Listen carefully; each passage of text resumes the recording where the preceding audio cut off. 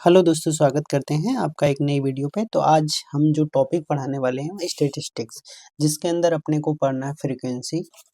एक सेकंड में सारे आपको सिलेबस से एक बार बताता हूँ।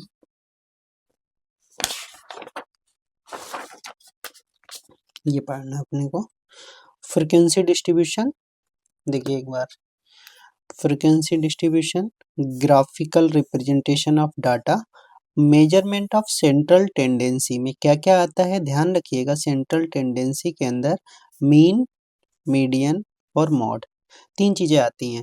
ध्यान रखना, कभी भी पूछता है, क्वेश्चन भी पूछता है कौन सा सेंट्रल टेंडेंसी के अंदर नहीं आता, तो इन तीन के अलावा कोई भी ऑप्शन हो आप लगा देंगे नो। जैसे कभी रेंज पूछ लेता है, ठीक है, कभी कुछ और दे देगा इन तीन के अलावा, तो आपको इन तीन के अलावा जो भी चौथा दिखेगा उस पर नो लगाना है, ठीक है। कौन? मीन, मीडियन, मॉड, ये तीनों सेंट्रल टेंडेंसी के अंदर आते हैं। ये पूछा जाता है बहुत बार क्वेश्चन, ठीक है। तो पूरा अपने एक लेक्चर में विद क्वेश्चन खत्म करेंगे। ओके, आगे देख लेते हैं। चलिए, फिलहाल मैंने बहुत डिटेल में नोट्स बनाए हैं। बहुत सारी चीज़ें आप चाहें तो स्किप कर सकते हैं इनसे, ठीक है, और चाहें तो सारा पढ़ सकते हैं, कोई दिक्कत नहीं है। बट क्वेश्चन बहुत कम लिमिटेड चीज़ों से ही आएंगे, ठीक है, क्योंकि बट सिलेबस में था तो मैंने 100% पढ़ा दिया। क्योंकि कभी कभी ऐसा होता है ना, जहाँ से हम बहुत ज़्यादा आसान क्वेश्चन की एक्सपेक्ट करते हैं, वहाँ से थ्योरेटिकल क्वेश्चन बन जाता है, तो फिर वो दिक्कत करता है। तो चलिए बिना किसी देरी के स्टार्ट करते हैं इसको। तो कहानी है frequency representation of data in tabular form. सबसे पहले स्टार्ट करते हैं फ्रीक्वेंसी डिस्ट्रीब्यूशन क्या होता है। The word data, data means क्या होता है? The word data means information are set of given facts in numerical figures. मतलब हमारे पास जो भी डाटा का मतलब होता है कि इंफॉर्मेशन, और वो इंफॉर्मेशन है या कोई गिवन फैक्ट्स है, ठीक है, सेट ऑफ गिवन फैक्ट्स। किस फॉर्मेट में? नंबर्स की फॉर्म में। जैसे मान लो आप किसी कॉलेज में गए, आपने वहाँ के किसी भी क्लास के बच्चों की एज का डाटा निकाला, या उनके मार्क्स का, ठीक है, डाटा एक कलेक्ट किया। तो इस तरह से क्या होता है कि एक इंफॉर्मेशन होती है नंबर्स की फॉर्म में। स्टैटिस्टिक्स क्या है? It is the science which deals with the collection, presentation, analysis and interpretation of the numerical data. इससे स्टैटिस्टिक्स एक ऐसी साइंस की ब्रांच है, ऐसा साइंस है जिसमें हम, ठीक है, नंबर्स के ऊपर उनका, ठीक है, एनालिसिस करते हैं, प्रेजेंटेशन करते हैं, ठीक है, या उनका इंटरप्रिटेशन करते हैं। तो वो सारी चीज़ें क्या होती है? स्टैटिस्टिक्स के अंदर आती हैं, नंबर्स का, ठीक है। इंटरप्रिटेशन ऑफ न्यूमेरिकल डाटा, इसमें हम न्यूमेरिकल डाटा के ऊपर ही काम करते हैं, ठीक है। अगला, in plural form statistics means data, in singular form statistics is taken as a subject, ठीक है। फंडामेंटल कैरेक्टरिस्टिक ऑफ डाटा क्या होती हैं? द न्यूमेरिकल फैक्ट्स अलोन, ठीक है, कंस्टिट्यूट डाटा। अगला, आगे लिखा है क्वालिटेटिव कैरेक्टरिस्टिक्स लाइक इंटेलिजेंस। जैसे कुछ क्वालिटी बताती हैं, कुछ क्वांटिटी बताती हैं। तो यहाँ से जिन चीज़ों से हमें क्वालिटी का पता चलता है वो क्वालिटेटिव होते हैं। जैसे इंटेलिजेंस है, ये क्वालिटी है, ये नंबर्स में नहीं काउंट कर सकते इसको। पॉवर्टी, ग्रेवी, ठीक है, which can not be measured numerically, do not from data. क्योंकि ये नंबर्स की फॉर्म में किसी की गरीबी, किसी की ईमानदारी, ठीक है, और किसी की बुद्धिमत्ता, ये सारी चीज़ों को हम नंबर्स के फॉर्म में कलेक्ट नहीं कर सकते। तो इसलिए हम इसको मेजर नहीं कर सकते न्यूमेरिकली फ्रॉम द डाटा, ठीक है। Data are aggregate of facts, a single observation does not form a data. मतलब जैसे डाटा का मतलब क्या होता है? जैसे बहुत सारे चीज़ों पे आप एक साथ ऑब्जर्वेशन करें, ऐसा नहीं किसी एक पर्टिकुलर चीज़ पे आप ऑब्जर्व कर रहे हो, आपने उसको डाटा बोल दिया। तो डाटा किसी सिंगल चीज़ का नहीं हो सकता। डाटा हमेशा बहुत सारे सेट का, ग्रुप्स का, ठीक है, उनका होगा, सिंगल का नहीं होता, ठीक है। Data collected for a definite purpose may not be suit another purpose. मतलब उसको डाटा जब आप कलेक्ट करेंगे उसका कोई ना कोई एक डेफिनेट पर्पज होगा। ऐसे नहीं है आपने रास्ता चलते हुए कुछ भी ऐसी डाटा इकट्ठा कर लिया, उसका कोई मतलब भी नहीं। भाई डाटा इकट्ठा करोगे, आप मेहनत कर रहे हो तो उसके ऊपर कोई एनालिसिस करोगे, ऐसे थोड़ी ना खाली डाटा इकट्ठा करते चले जा रहे हो। अगला, data in different experiment are comparable. मतलब डाटा जो हम डिफरेंट एक्सपेरिमेंट करते हैं उनको कंपेरेबल हो सकते हैं, ठीक है, मतलब होते हैं। ऐसा नहीं कि एक ही चीज उसकी किसी से कंपेयर ही नहीं कर सकते, ठीक है। लिमिटेशंस ऑफ स्टैटिस्टिक्स क्या है? Statistics deals with groups and does not study individual. अभी जो बताए थे उसी की बात चल रही है कि ये क्या होता है, ग्रुप्स पे स्टडी होती है, ना कि किसी पर्टिकुलर इंडिविजुअल पे होती है। ठीक है, यही इसकी क्या है लिमिटेशंस, सिंगल पे नहीं करते। ठीक है, स्टैटिस्टिक्स इज नॉट स्टडीड, ठीक है, suited to the study of qualitative phenomena.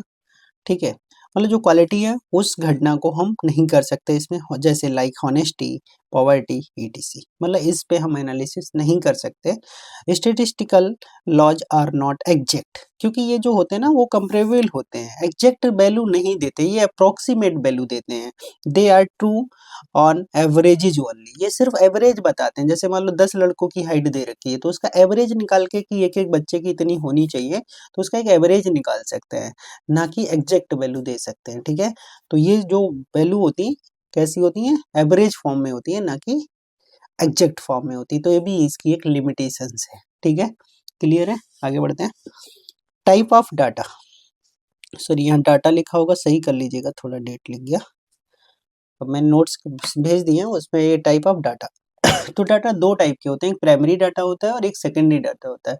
Primary data वो होता है जो हम खुद कलेक्ट करते हैं, ठीक है, उसको प्राइमरी डाटा बोलते हैं। और जो सेकेंडरी डाटा होता है, जैसे हमने कहीं से कोई सूचना लिखी हुई प्राप्त कर ली, उसके आधार पे हमने कोई एनालिसिस किया, तो वो हमारा सेकेंडरी डाटा। जैसे हम बहुत सारी चीज़ें न्यूज़पेपर में देख के डाटा बना लेते हैं अपना, तो न्यूज़पेपर से जो हमने डाटा कलेक्ट किया है या किसी बुक से जो हमने डाटा कलेक्ट किया, वो हमारे लिए सेकेंडरी डाटा है। और जो डाटा हमने खुद जा जाके कहीं से ऑब्जर्व किया है, वो उसके बाद नोट किया है, तो वो प्राइमरी डाटा। समझ गए होगे, अब डेफिनेशन पढ़ने की जरूरत नहीं है।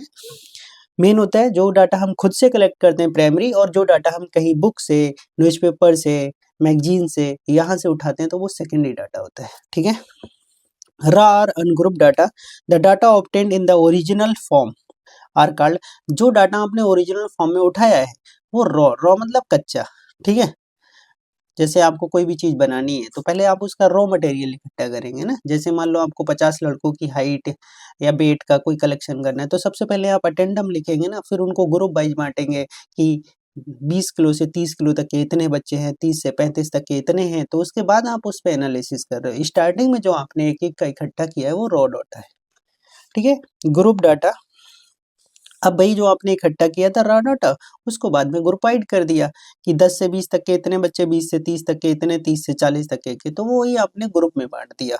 ठीक है, वी में, ठीक है, कंडेंस डाटा इनटू क्लासेस और groups such a presentation is known as a group data. तो ग्रुप और अनग्रुप समझ रहे होगे, जो स्टार्टिंग में कलेक्ट करते हैं वो ऐसे नहीं कि इकट्ठा ही आप ग्रुप में ही कलेक्ट करते हो, जब कलेक्ट करते हैं तो वो अनग्रुप होता है, रॉ डाटा होता है। उसके बाद जब उस पर एनालिसिस करके हम चीज़ों को कलेक्ट करते हैं, मतलब कौन सी कहाँ जानी चाहिए, अर्थात किसके साथ किसका ग्रुप फिट बैठेगा, वो हमारा ग्रुप डाटा होता है। ठीक है, तो यहाँ पे अभी थ्योरी चल रहा है, लग रहा होगा यार क्या पढ़ना है, बट आप वेट करिए, इस लेक्चर से आपको 3 क्वेश्चन मिलेंगे पेपर में। ठीक है, और ध्यान से धैर्य के साथ रहिए अगर पढ़ना है, नहीं तो आप खुद से पीडीएफ से पढ़ सकते हैं, इतना टफ है नहीं।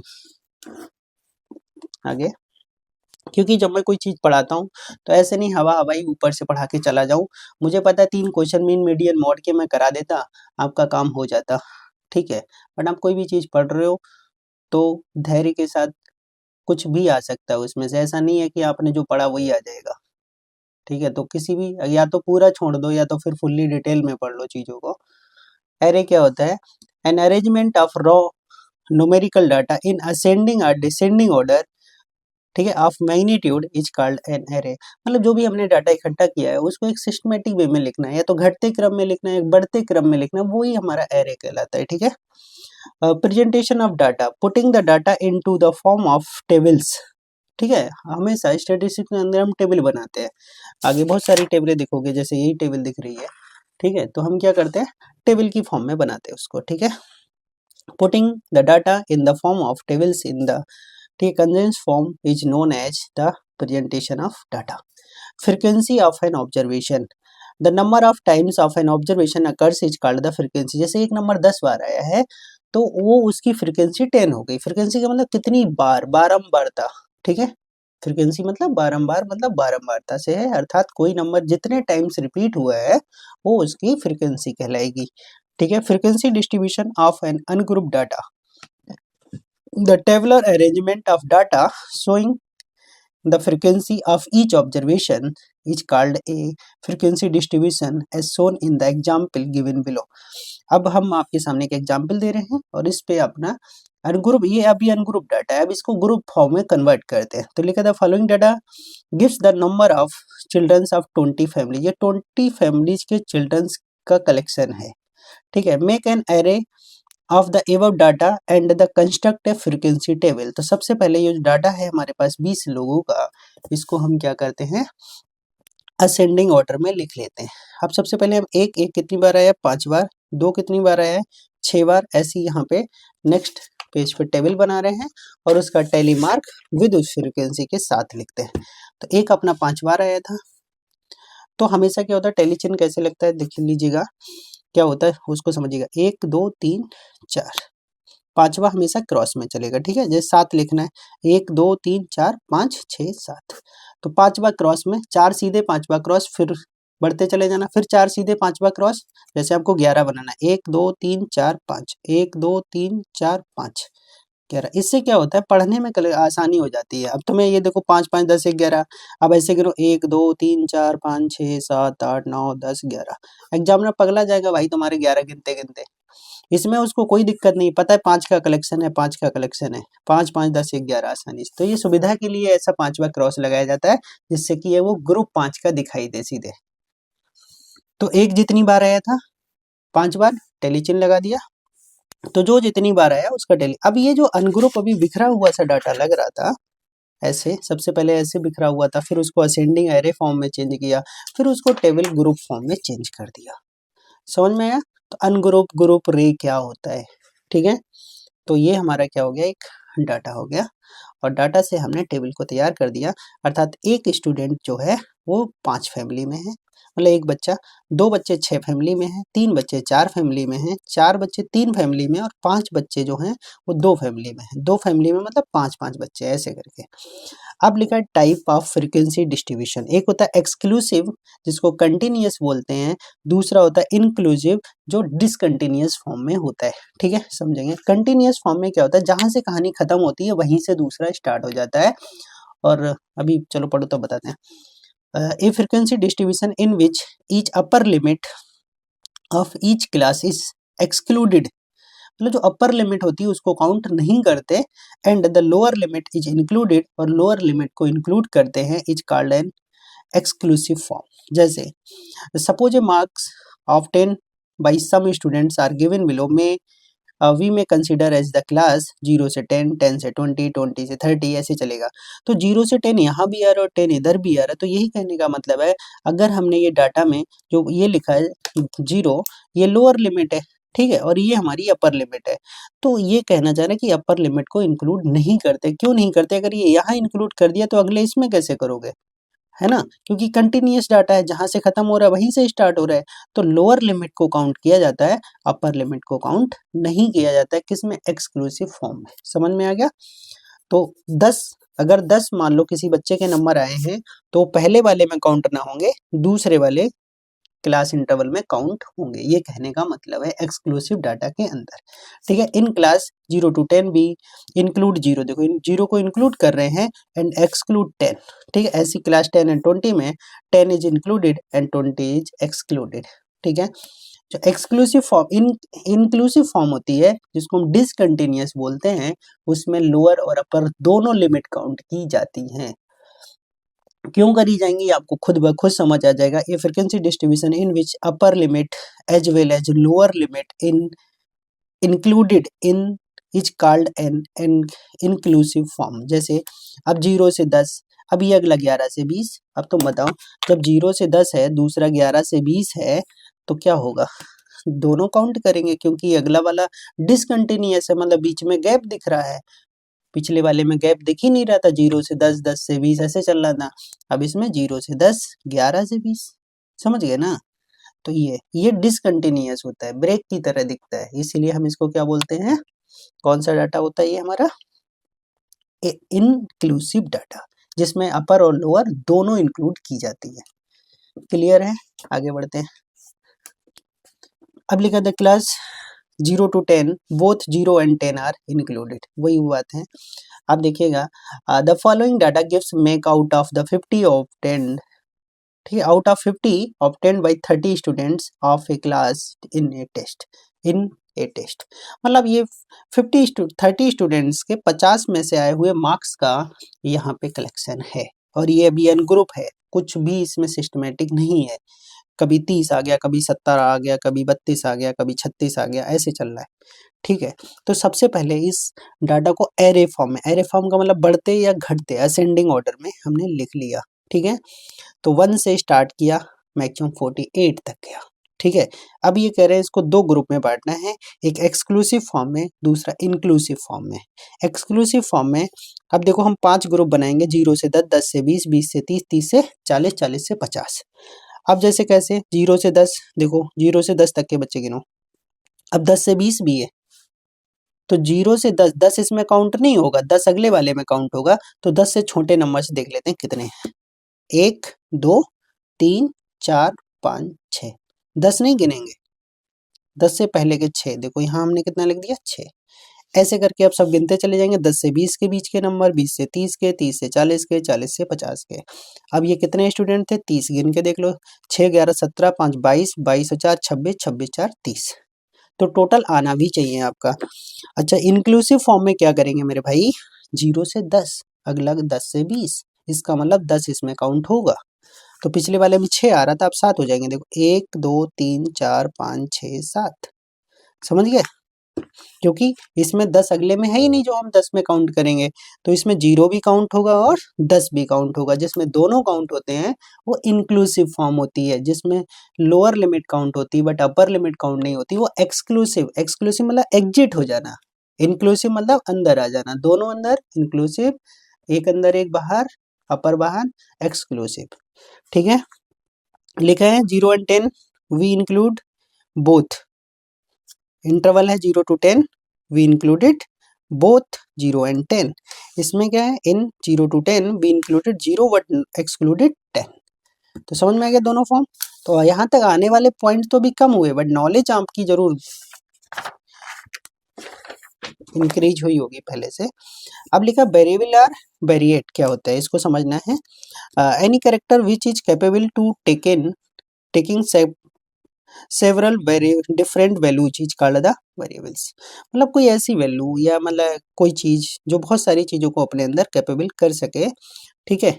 Any character which is capable taking several different values, मतलब बहुत सारी अलग अलग वैल्यू कोई कैपेबल कर सकता है तो वो वेरिएबल होता है, ठीक है। क्लास इंटरवल क्या होता है, each group into which the raw data is condense is called the class interval. जैसे हमने ये हमारे पास जो डाटा था उस डाटा को हमने क्लास में कन्वर्ट किया कि 0 से 10, तो ये इसका क्लास इंटरवल हो गया। समझ में, किसी भी रॉ डाटा को कंडेंस फॉर्म में करना वो हमारा क्या कहलाता है, उसका इंटरवल क्लास इंटरवल कहलाता है। ये हमारा हमने इसको क्लासेस में तोड़ दिया तो वही चीज है class interval. Each class is bounded by 2 figures which is called the class limits, ठीक है। क्लास लिमिट वही अपर लिमिट और lower limit. The figures on the left side of a class is called the lower limit and that of the right is called the upper limit। यहाँ पे समझेंगे तो जैसे 0 10, 0 is called lower limit, 10 is called upper limit, तो left side lower, right side upper limit, ये कहने का मतलब। तो पूरी थ्योरी का मीनिंग आप डायरेक्ट समझ गए। अब क्लास बाउंड्री क्या होती है, a true upper limit, a true lower limit क्या होती है, इस चीज में भी कंफ्यूजन होता है। लोअर लिमिट अपर लिमिट और true lower true upper limit क्या होती है, वो चीज ध्यान रखना है, ठीक है। तो पहला नंबर है rule 1, in the exclusive form the upper and lower limits of a class are respectively known as the true upper and true lower limit. जो हमारा एक्सक्लूसिव फॉर्म होता है, एक्सक्लूसिव जो फॉर्म होती है कौन सी, जैसे तो मैं बता दूं यहीं पे लिख के, 0 से 10, 10 से 20, 20 से 30, मतलब जो कंटिन्यूअस फॉर्म है, इसमें हमारी जो लोअर लिमिट है ये लोअर और ये अपर, ठीक है। तो यही हमारी ट्रू लोअर भी होगी, इसी को हम ट्रू लोअर भी बोलेंगे और इसी को ट्रू अपर भी बोलेंगे। किसके केस में, एक्सक्लूसिव के केस में, समझ में आ गया, एक्सक्लूसिव के केस में। But 0 to 11 sorry 0 to 10, 11 to 20, 21 to 30 ये हमारा इंक्लूसिव फॉर्म है। इंक्लूसिव फॉर्म में जैसे ये हमारी लोअर लिमिट है, कौन सी है भाई, लोअर लिमिट, और ये हमारी है अपर लिमिट। तो अब ये हमारी जो अपर लिमिट है ये अब ये ट्रू नहीं बनेगी, ट्रू बनने के लिए कंटिन्यूअस होना जरूरी है। तो कंटिन्यूअस के हम लिए क्या करते हैं, देख लीजिए यहाँ पे, in an inclusive form of frequency distribution is true lower limit of a class is obtained by subtracting 0.5 from the lower limit and of a class and the upper true limit of the class obtained adding 0.5 to the upper limit। जैसे मान लो तुम्हारा 11 से 20 है तो इसमें 0.5 कम कर देंगे और इसमें 0.5 ऐड कर देंगे, तो अगला जो चलेगा फिर वही 0.5, क्योंकि ये 21 वाला था, है ना। अब इधर हमारा कितना हो जाएगा 30, तो ये 30.5। तो जो क्या होता है, डिसकंटिन्यूअस से कंटिन्यूअस डाटा बन जाता है। समझ में आया, ये कहानी थी। तो क्या करते हैं, लोअर लिमिट में 0.5 माइनस करते हैं, अपर लिमिट में 0.5 ऐड करते हैं। तो लोअर में क्या करेंगे, 0.5 माइनस करेंगे, अपर में 0.5 प्लस करेंगे।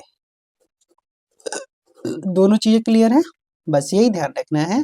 तो जो इंक्लूसिव फॉर्म होती है उसमें जो अपर लिमिट होती है वो अपर ही होती है, लोअर लोअर होती है, बट ट्रू अलग होती है। ट्रू वाले में क्या होता है, लोअर में 0.5 माइनस करते हैं और अपर में 0.5 प्लस करते हैं। बट एक्सक्लूसिव फॉर्म में जो अपर होती है वही ट्रू अपर भी होती है, जो लोअर होती है वही ट्रू अपर भी होती है।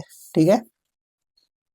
क्लास साइज क्या होता है, क्लास साइज का मतलब जैसे कितना गैप चल रहा है उसके बीच में। जैसे मान लो 10 से 20 है, 20 से 30 है, तो इनके बीच में कितना गैप चल रहा है भाई, 10 का गैप चल रहा है, ये इसका क्लास का साइज है। मतलब क्लास के बीच में कितना गैप है, क्लास के बीच का जो गैप होता है वो क्लास साइज कहलाता है। The difference between the true upper, ये ध्यान रखिएगा क्या कि true upper and true lower का चाहिए। ये जैसे डिसकंटिन्यूअस फॉर्म है जो इंक्लूसिव फॉर्म है उसका डायरेक्ट नहीं चेक करेंगे, आप ध्यान रखिएगा। ट्रू अपर और ट्रू लोअर के डिफरेंस को ही हम क्लास साइज बोलते हैं।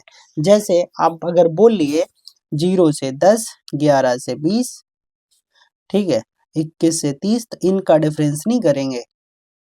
ठीक है, जैसे यहाँ से इसको घटाओगे तो 9 मिलेगा तुम्हें और इससे इसको घटाओगे तो 11 मिलेगा, तो वही चीजें हैं, ये गलत हो जाएगा। ठीक है, तो ट्रू अपर और ट्रू लोअर के डिफरेंस को हम क्लास साइज बोलते हैं, ये ध्यान रखना। डिसकंटिन्यूअस में खासकर, कंटिन्यूअस में तो कोई दिक्कत ही नहीं है, लोअर से अपर घटाइए आंसर आ जाएगा। बट जो डिसकंटिन्यूअस वाला है, इंक्लूसिव फॉर्म है, उसमें ध्यान रखना है। Class mark of a class, तो क्या होता है, क्लास मार्क क्या होता है, upper limit plus lower limit divided by 2। ठीक है, जो मिड पॉइंट निकालते हैं ना, जैसे आपने क्वेश्चन सॉल्व किए होंगे इस तरह के, आगे बता देता हूँ। जैसे ये क्लास मार्क देखो, यहाँ पे 20 से 30 है, इन दोनों के बीच की वैल्यू दोनों को जोड़ेंगे, 20 और 30 50, 2 से भाग कर देंगे 25। ठीक है, 30 40 70, 2 से भाग कर देंगे 35। इस चीज को बताना चाह रहा हूँ। ठीक है, तो क्या होता है, upper limit plus lower limit divided by 2 is called the mid point या क्लास मार्क। रिमार्क में लिखा, difference between any two successive class mark gives the class size.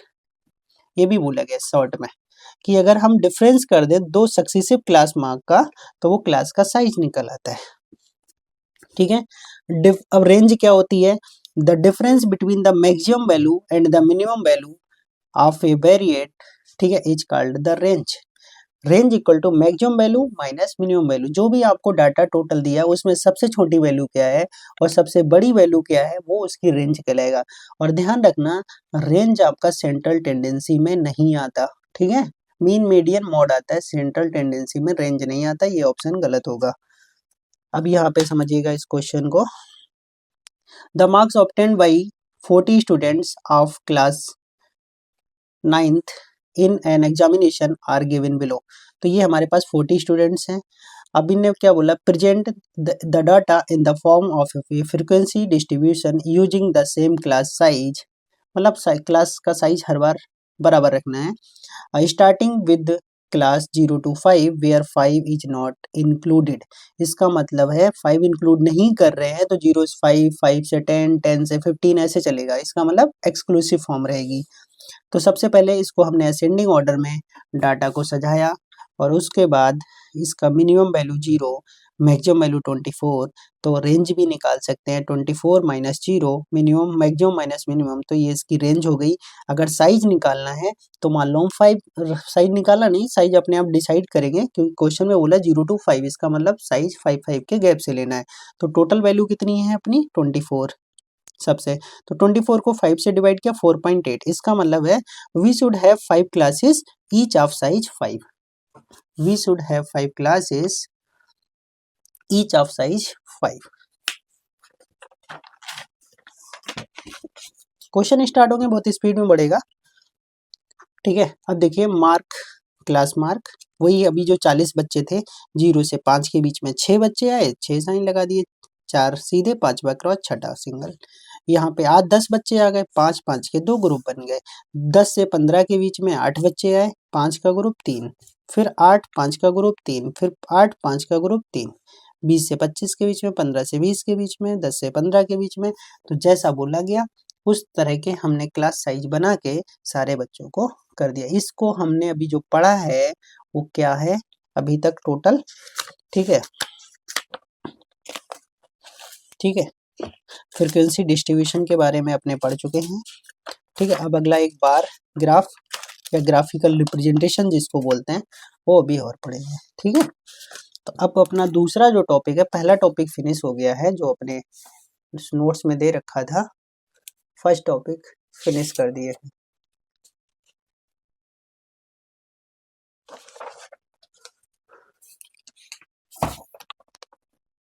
Frequency distribution is completed. Start करेंगे graphical distribution representation of statistical data, इसको देखेंगे, ठीक है, क्रम से चलेंगे। अब ये क्या है जरा ध्यान से समझेंगे। इसी को बार ग्राफ, बार ग्राफ के अंदर है bar graph, histograph, frequency polygon, ये 3 चीजें आती हैं, ठीक है। 3 चीजें पढ़नी है अपने अंदर बार ग्राफ के अंदर, ठीक है। ग्राफिकल रिप्रेजेंटेशन के अंदर अपने को 3 पॉइंट्स पढ़ने, bar graph, histogram and frequency polygon. तो ग्राफिकल रिप्रेजेंटेशन ऑफ डाटा क्या है? The tabular representation of data is an ideal way to representing them a systematic manner. मतलब वही कह रहे हैं कि जो अपने पास एक डाटा होता है उसको एक टेबुलर रिप्रेजेंटेशन हम आइडियल वे में रिप्रेजेंट करते हैं सिस्टमेटिकल मैनर्स में। When these numerical figures are represented pictorially और ग्राफिकली दस बिकम मोर, ठीक है, नोटिसेबल। जैसे आपने किसी को डाटा दिया, सब इरेगुलर वे में फैला हुआ, कोई सिस्टमेटिक नहीं, कोई भी पढ़ेगा नहीं, सामने वाला फेंक देगा तुम्हारा, ठीक है। तो वही लिखा है कि अगर इस तरह से हम डाटा को लिखते हैं तो मोर नोटिसेबल होता है, अर्थात जो सामने रीड करने वाला होता है वो तो आसानी से चीजों को नोटिस कर पाता है। एंड इजिली, ठीक है, intelligible, living A more lasting effect on the mind, ठीक है, छोड़ के जाती हैं चीजें ऐसी उसके दिमाग में, of the observer. With the help of these pictures और graphs data can be compared easily.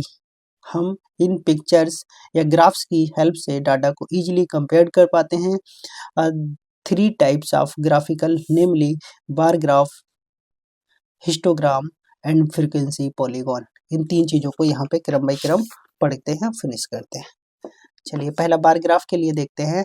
In a bar graph the bar of uniforms with, मतलब जितनी भी विथ होंगी, मतलब जैसे ये समझ लो ये भी, यहाँ तो मैंने हाथ से बनाई, कोई मोटी कोई पतली दिख सकती है बट सबकी मोटाई बराबर होगी, ठीक है।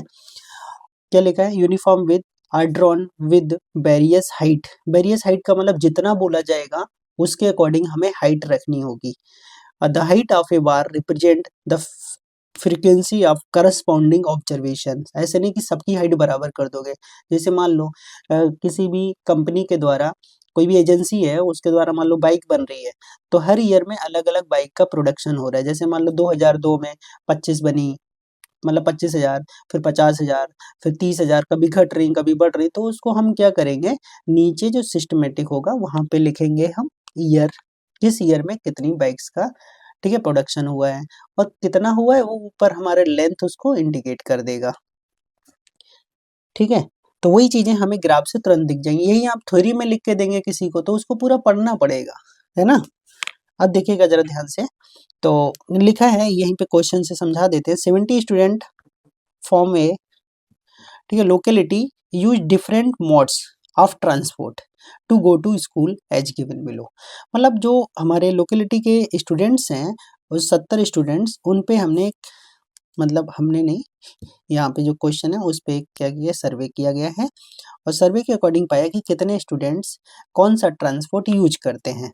जैसे कार से 4, बस से 27, स्कूटर से 11, बाइसिकल से 20, रिक्शा से 8।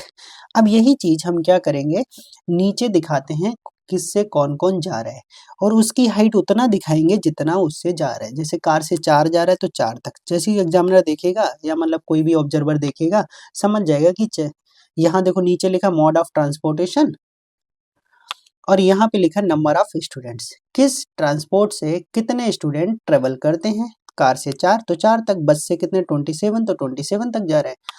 अब स्कूटर से 11 तो 11 तक, रिक्शा से 20 तक, अच्छा एक और रह गया था, ओ अच्छा रिक्शा से ये 20 बाइसिकल वाला होगा, थोड़ी सी गलती होगी भाई, अब इसको आप सुधार लीजिएगा नोट्स में।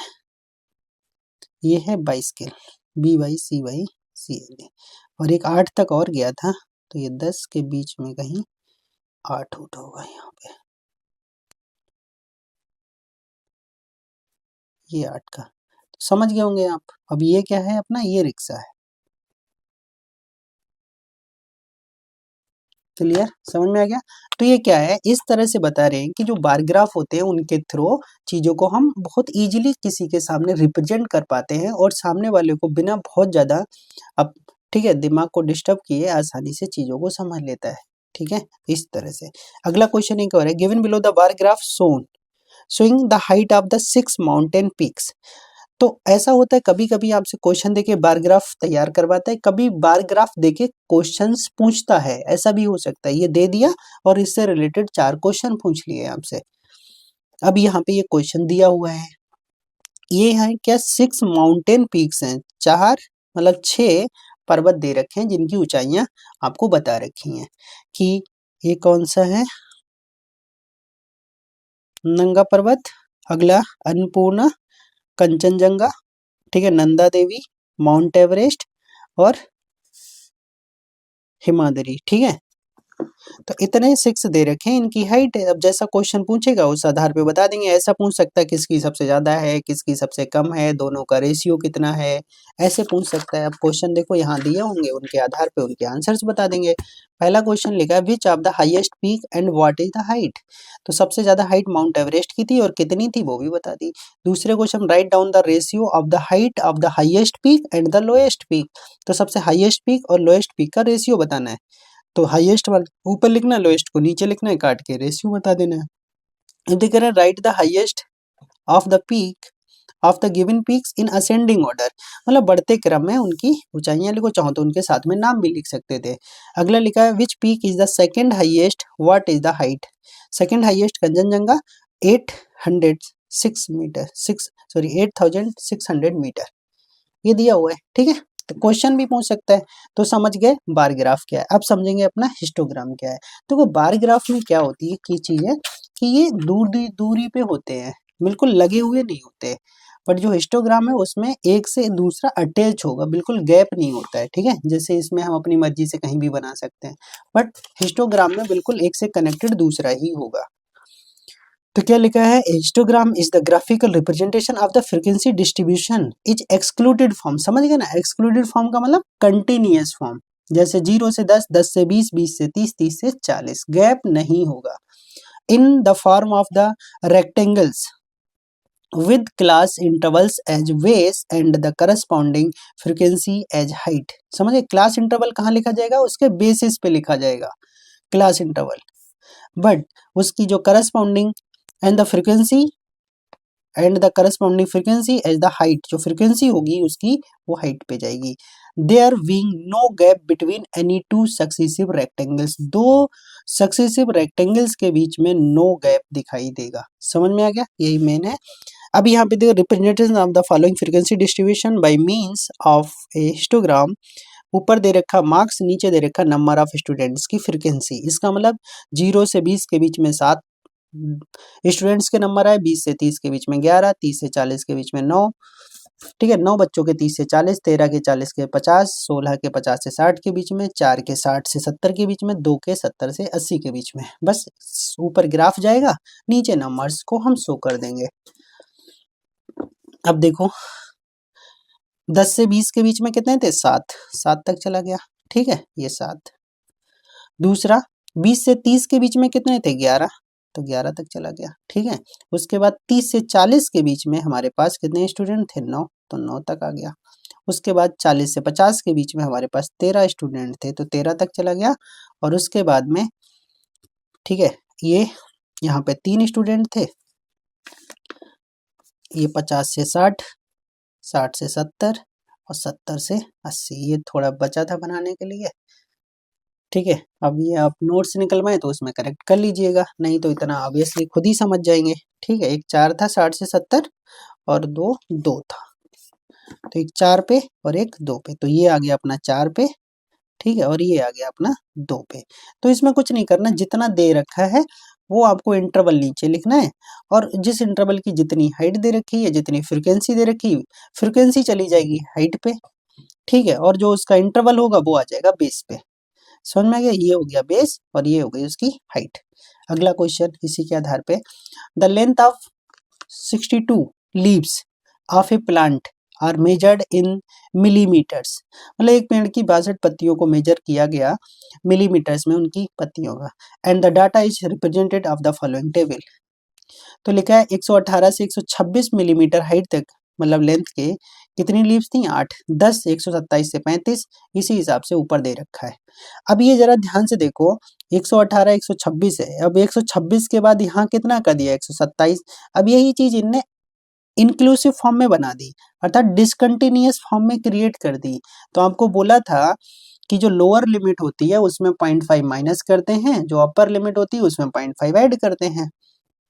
तो इसमें 0.5 ऐड करोगे 126.5, इसमें 0.5 कम करेंगे तो फिर भी ये भी 126.5 आ जाएगा। तो फिर अब हो गया कंटिन्यूअस, लोअर में घटाया अपर में जोड़ा, सब बराबर होते, जहां से खत्म वहीं से स्टार्ट, जहां से खत्म वहीं से स्टार्ट। तो ये हमारा इंक्लूसिव फॉर्म को हमने एक्सक्लूसिव फॉर्म में कन्वर्ट कर दिया। अब आसानी से हम इसका ग्राफ बना सकते हैं। अब ये ग्राफ मैंने बनाया नहीं है, इसका खुद बना लीजिएगा। क्या करेंगे, नीचे इंटरवल ले लेना, ऊपर हाइट 8 तक जाएगी, इतने इंटरवल्स की हाइट हमारी 10 तक जाएगी, इतने इंटरवल की हाइट 12 तक जाएगी। जैसे ऊपर वाले का ग्राफ बनाया है, इसका भी ग्राफ सेम खुद से बना लेना है, सेल्फ, ठीक है, सेल्फ प्रिपेयर चार्ट।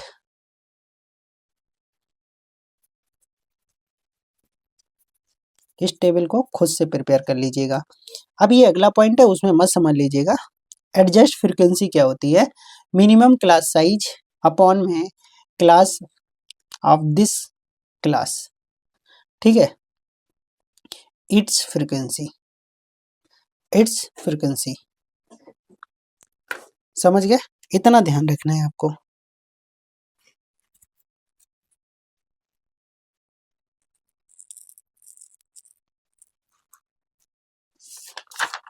आगे देखेंगे फ्रीक्वेंसी पॉलीगॉन क्या होता है। फ्रीक्वेंसी पॉलीगॉन बिल्कुल हमारा हिस्टोग्राम की तरह ही है, बट हम इसमें क्या करते हैं, जो भी टेबल बनाते हैं, मतलब जो भी चार्ट बनाते हैं, उसके मिड पॉइंट को, जो हाइयर होता है उसके मिड पॉइंट को सिर्फ हम बिंदी रखते चले जाते हैं। जैसे हमने ये बनाया तो इसका मिड ये, इसका मिड ये, इसका मिड ये, इसका मिड ये, तो ये एक सिर्फ लाइनों के द्वारा चलता है, ठीक है। जैसे पूरा रेक्टेंगल्स नहीं बनाते, लाइंस बनाते हैं, जहां जहां पे रखा सबको मिला देंगे, बाद में इसको ग्राफ को हटा देंगे, सिर्फ एक लाइनें दिखेंगी। तो ये फ्रीक्वेंसी पॉलीगॉन क्या होता है, लेट x1 से लेके xn, ये हमारे क्या है, with the class mark, that is mid point, ठीक है। मिड पॉइंट का मतलब कैसे, जैसे 20 से 30 है तो इसका मिड पॉइंट क्या होगा, 25, 30 से 40, 35 होगा। बीच का पॉइंट रखना मतलब मिड पॉइंट। कैसे निकलता है, दोनों को जोड़ के 2 से भाग कर देते हैं, फिर जितना इंटरवल चलता रहे उसको जोड़ते चले जाओ। तो पहला ये तो बन गया हमारे x1 x2 x3, और इनकी सामने आएंगी इनकी फ्रीक्वेंसी, जिनको हम दिखाएंगे। ये मान लो x1 से लेके xn तक हमारे क्लास मार्क हैं। इनसे इनके करस्पॉन्डिंग F1 से लेके Fn तक हमारी क्या बन जाएगी फ्रीक्वेंसी। अब दोनों पॉइंट को मिला देंगे तो एक बन जाएगा, जैसे हम पढ़ते ना कोऑर्डिनेट ज्योमेट्री, निर्देशांक ज्यामिति, तो ये भुज समझ लेना और इसको कोटि समझ लेना, तो ये बन जाएगा पूरा हमारा कोऑर्डिनेट इस तरह से, जैसे ए के 25,0, बी के 35,3, कैसे 25,0, 35,3 और ये 45,6, तो ये भुज और कोटि करके पॉइंट्स बनते चले जाएंगे आपके। इन्हीं पॉइंट्स को हमें ग्राफ पे प्लॉट करना है और उनसे जाती हुई एक लाइन को ड्रॉ कर देना, ये हमारा फ्रीक्वेंसी पॉलीगॉन कहलाएगा। अब समझिएगा, तो वही लिखा है x1 से लेके xn तक क्लास मार्क, इनसे रिलेटेड इनकी फ्रीक्वेंसी डिस्ट्रीब्यूशन f1 से लेके fn तक with the corresponding frequency b, plot the points, देखो ये पॉइंट x1 और इसकी frequency f1, x1 f1, x2 x2, x2 f2 and so on xn fn on the graph paper and join these points by the line segment। समझ गए? We complete the diagram in the form of a polygon। अब इसमें दो points important हैं जो मैंने बाद में लिखे हैं, थोड़ा इसलिए छोटा लिखा हुआ है।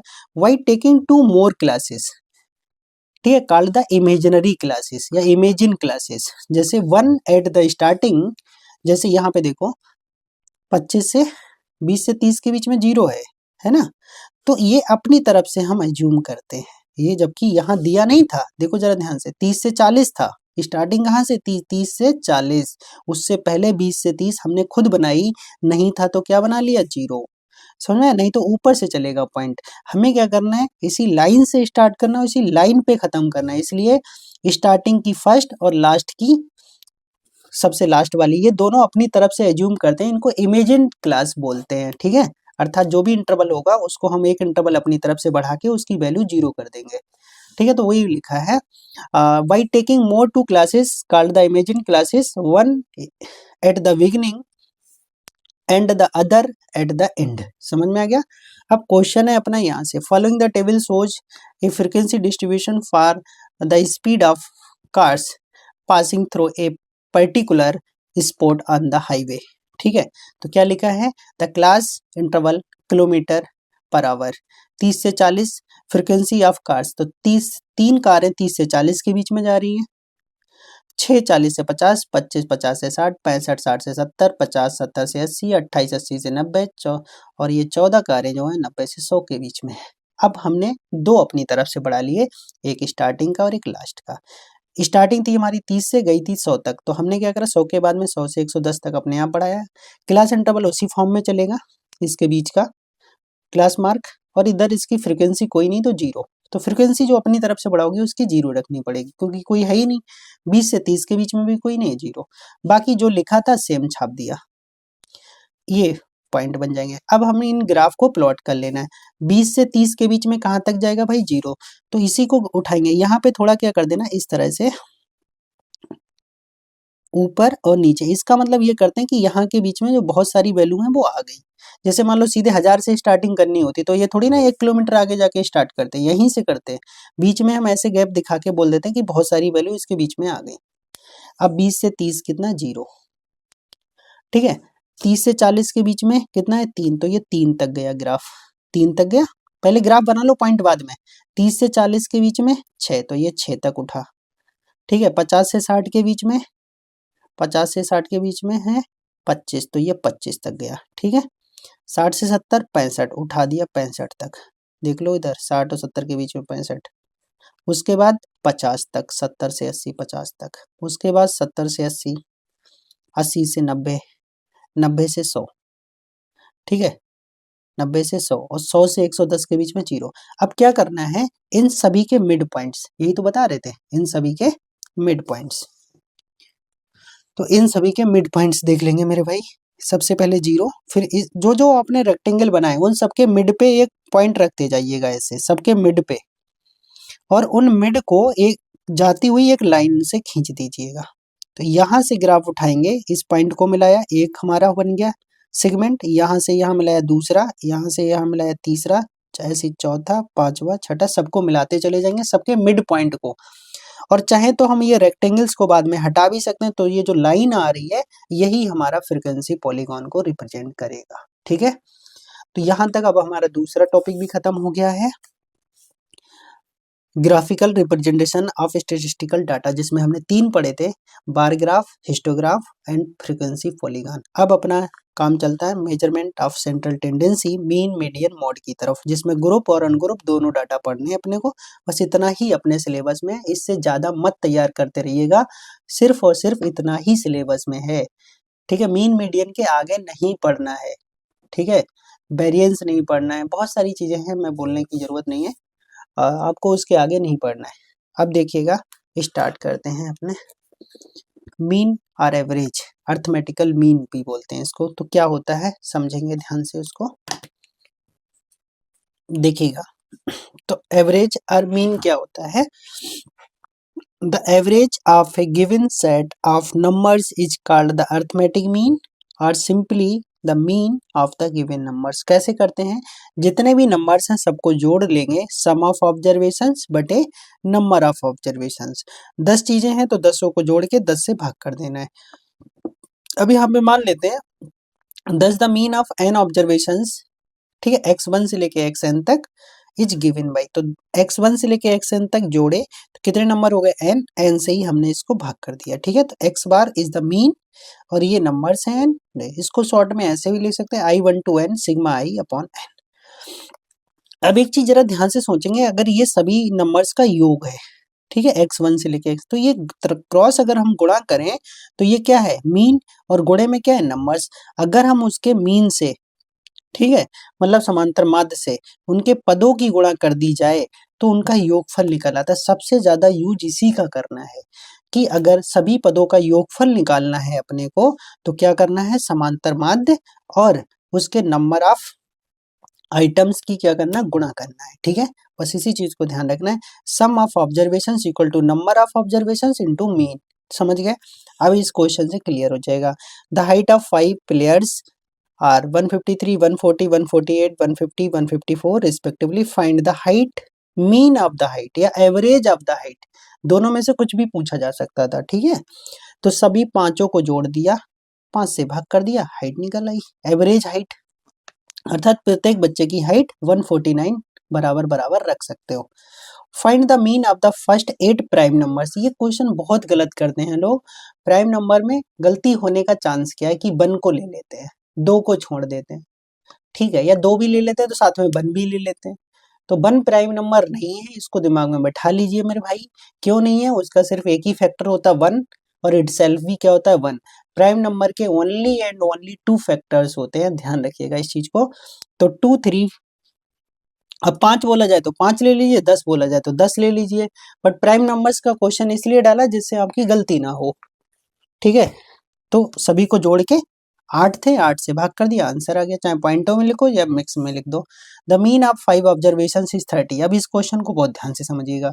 द मीन ऑफ 5 ऑब्जर्वेशन, ठीक है, कितना है? 30। इफ 1 नंबर इज एक्सक्लूडेड, मतलब चला गया, कितने बचे? 4। द मीन कितना रह गया? 28। Find the excluded number. तो सबसे पहले हम पूरा थ्योरी विधि विधान से नहीं लिखते रहेंगे, समझना क्या है कि अगर 5 लोगों का मीन 30 है तो उनका योगफल कितना होगा? उनकी गुणा कर देंगे। तो ये मीन से, वो 5 नंबर है, मीन 30 है, दोनों की गुणा करोगे, उनका योगफल कितना हो गया भाई? 150। अब 1 एक्सक्लूडेड, मतलब एक चला गया, कितने बचे? 4, और मीन कितना बचा? 28। तो 4 का 28, तो 4 गुणा 28 112। अब ये 5, जब पांचों थे तो योगफल इतना आ रहा था, जब 4 बचे तो योगफल इतना आ रहा है, अर्थात जो गया इसमें से घटा दो, उसका तुरंत नंबर भी पता चल जाएगा कितना है, 38 नंबर होगा। तो 5 लोगों के योगफल से 4 लोगों का योगफल घटा दिया, जो गया उसी का बचा होगा, समझ गए? 38, बस यही होता है। अगला क्वेश्चन देखेंगे मेरे भाई, बहुत ही अच्छा है।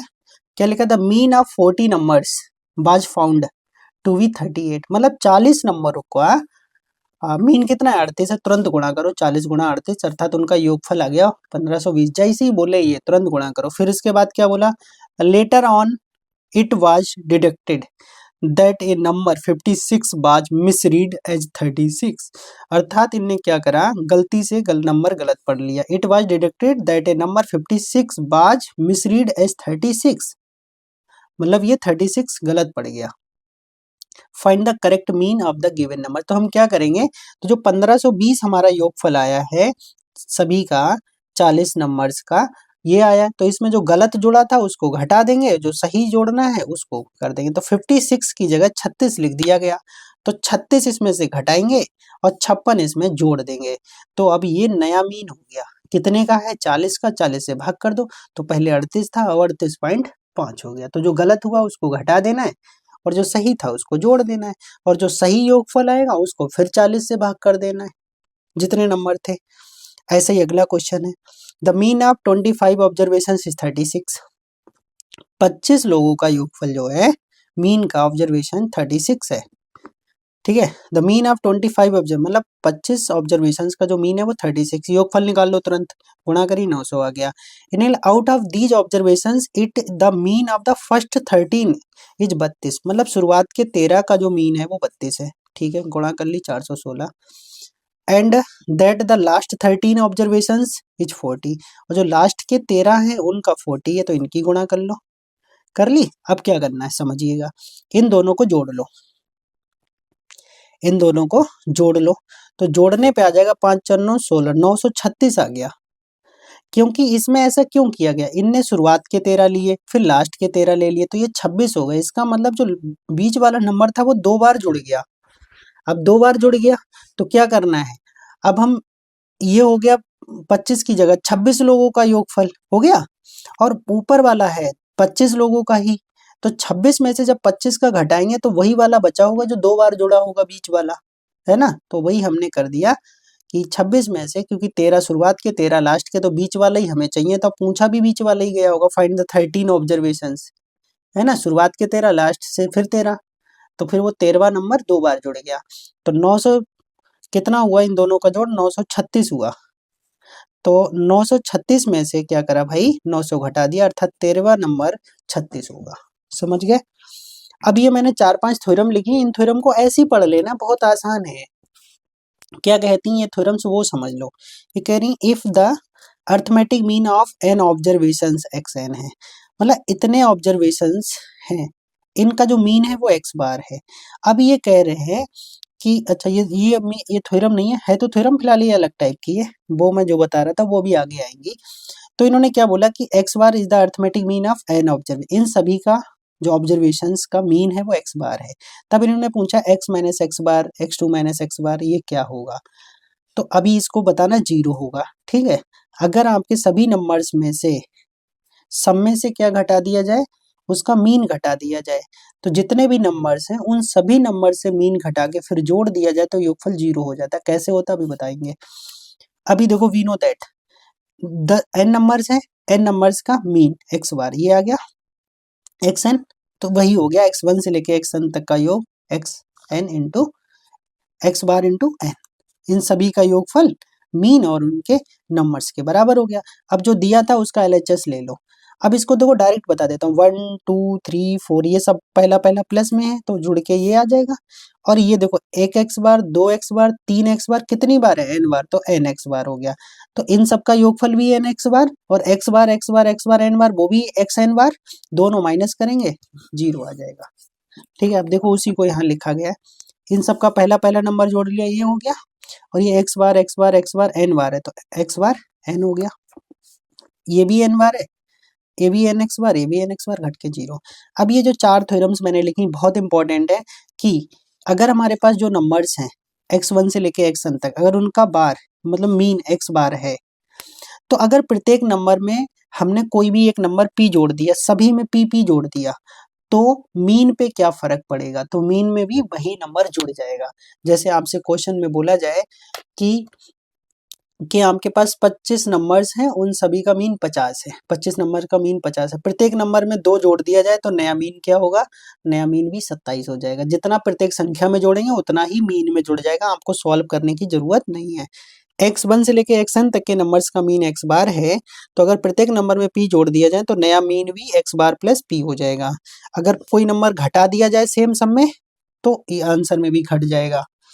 अगर किसी नंबर से गुणा कर दी जाए तो आंसर्स में भी उसी नंबर से गुणा हो जाएगी। ठीक है, किसी नंबर में अगर भाग कर दिया जाए प्रत्येक नंबर से और सभी ऑब्जर्वेशंस में, तो मीन में भी क्या हो जाएगी, भाग हो जाएगी। तो कहने का मतलब ये है, अगर आपके पास n नंबर्स हैं, उनका मीन अगर x बार है, फिर समझिएगा, आपके पास मान लो x1 x2 से लेके xn नंबर है, अगर प्रत्येक नंबर में p जोड़ेंगे, इनका मीन मान लो x बार है, तो आंसर में भी क्या जुड़ जाएगा, यही।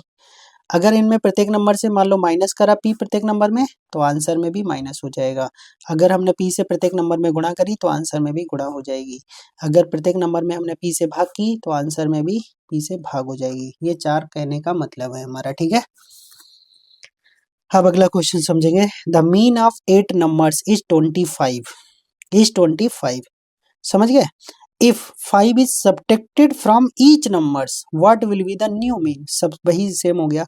8 नंबर्स का मीन 25 था और प्रत्येक नंबर में से 5 माइनस कर दिया गया, तो आंसर में भी 5 माइनस कर दो, ठीक है। अगला question, find the mean of the first 10 even natural numbers, ठीक है। ये आ गया 2 से लेके 20 तक। अब तो मैं एक बात बता दूं, कभी भी तुम्हें समांतर श्रेणी दे दी जाए और तुमसे पूछे उसका मीन, तो ये 2 4 6 8 10 समांतर श्रेणी बन रही है।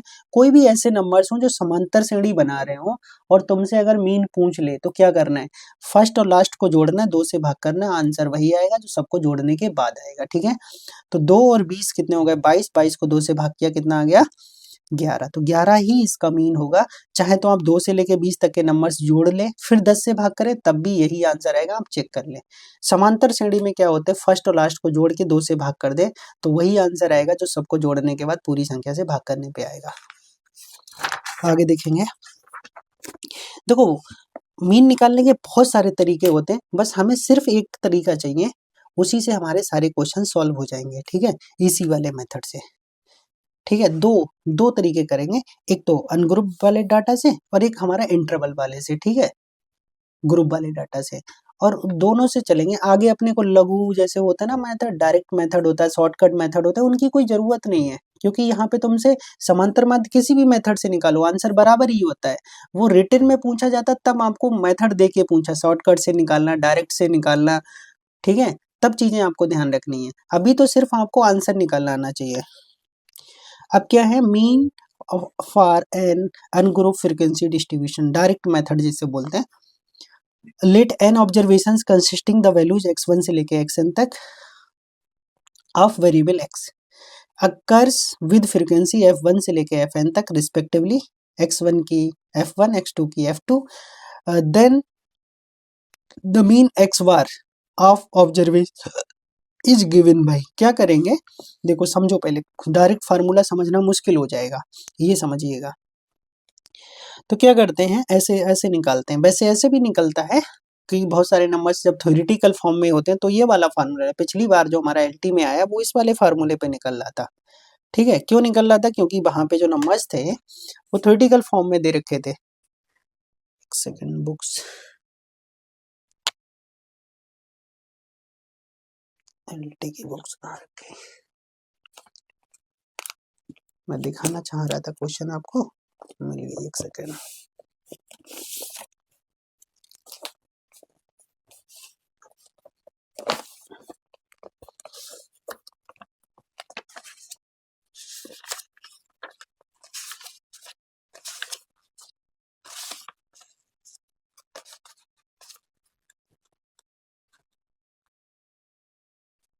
जैसे ही आ गया था, 9 वस्तुओं का माध्य भाग 15 किलोग्राम है, तो 9 15 की गुणा करेंगे 135 आ जाएगा।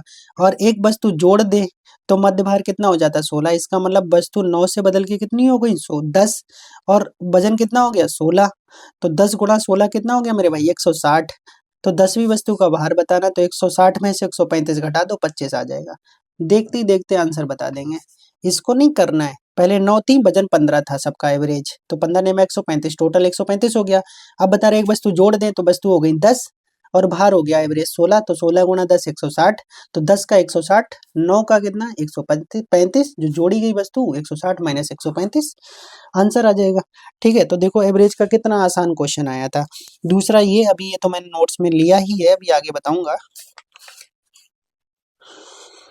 एक मुझे लगा और अच्छा क्वेश्चन था, दो ही होंगे तो।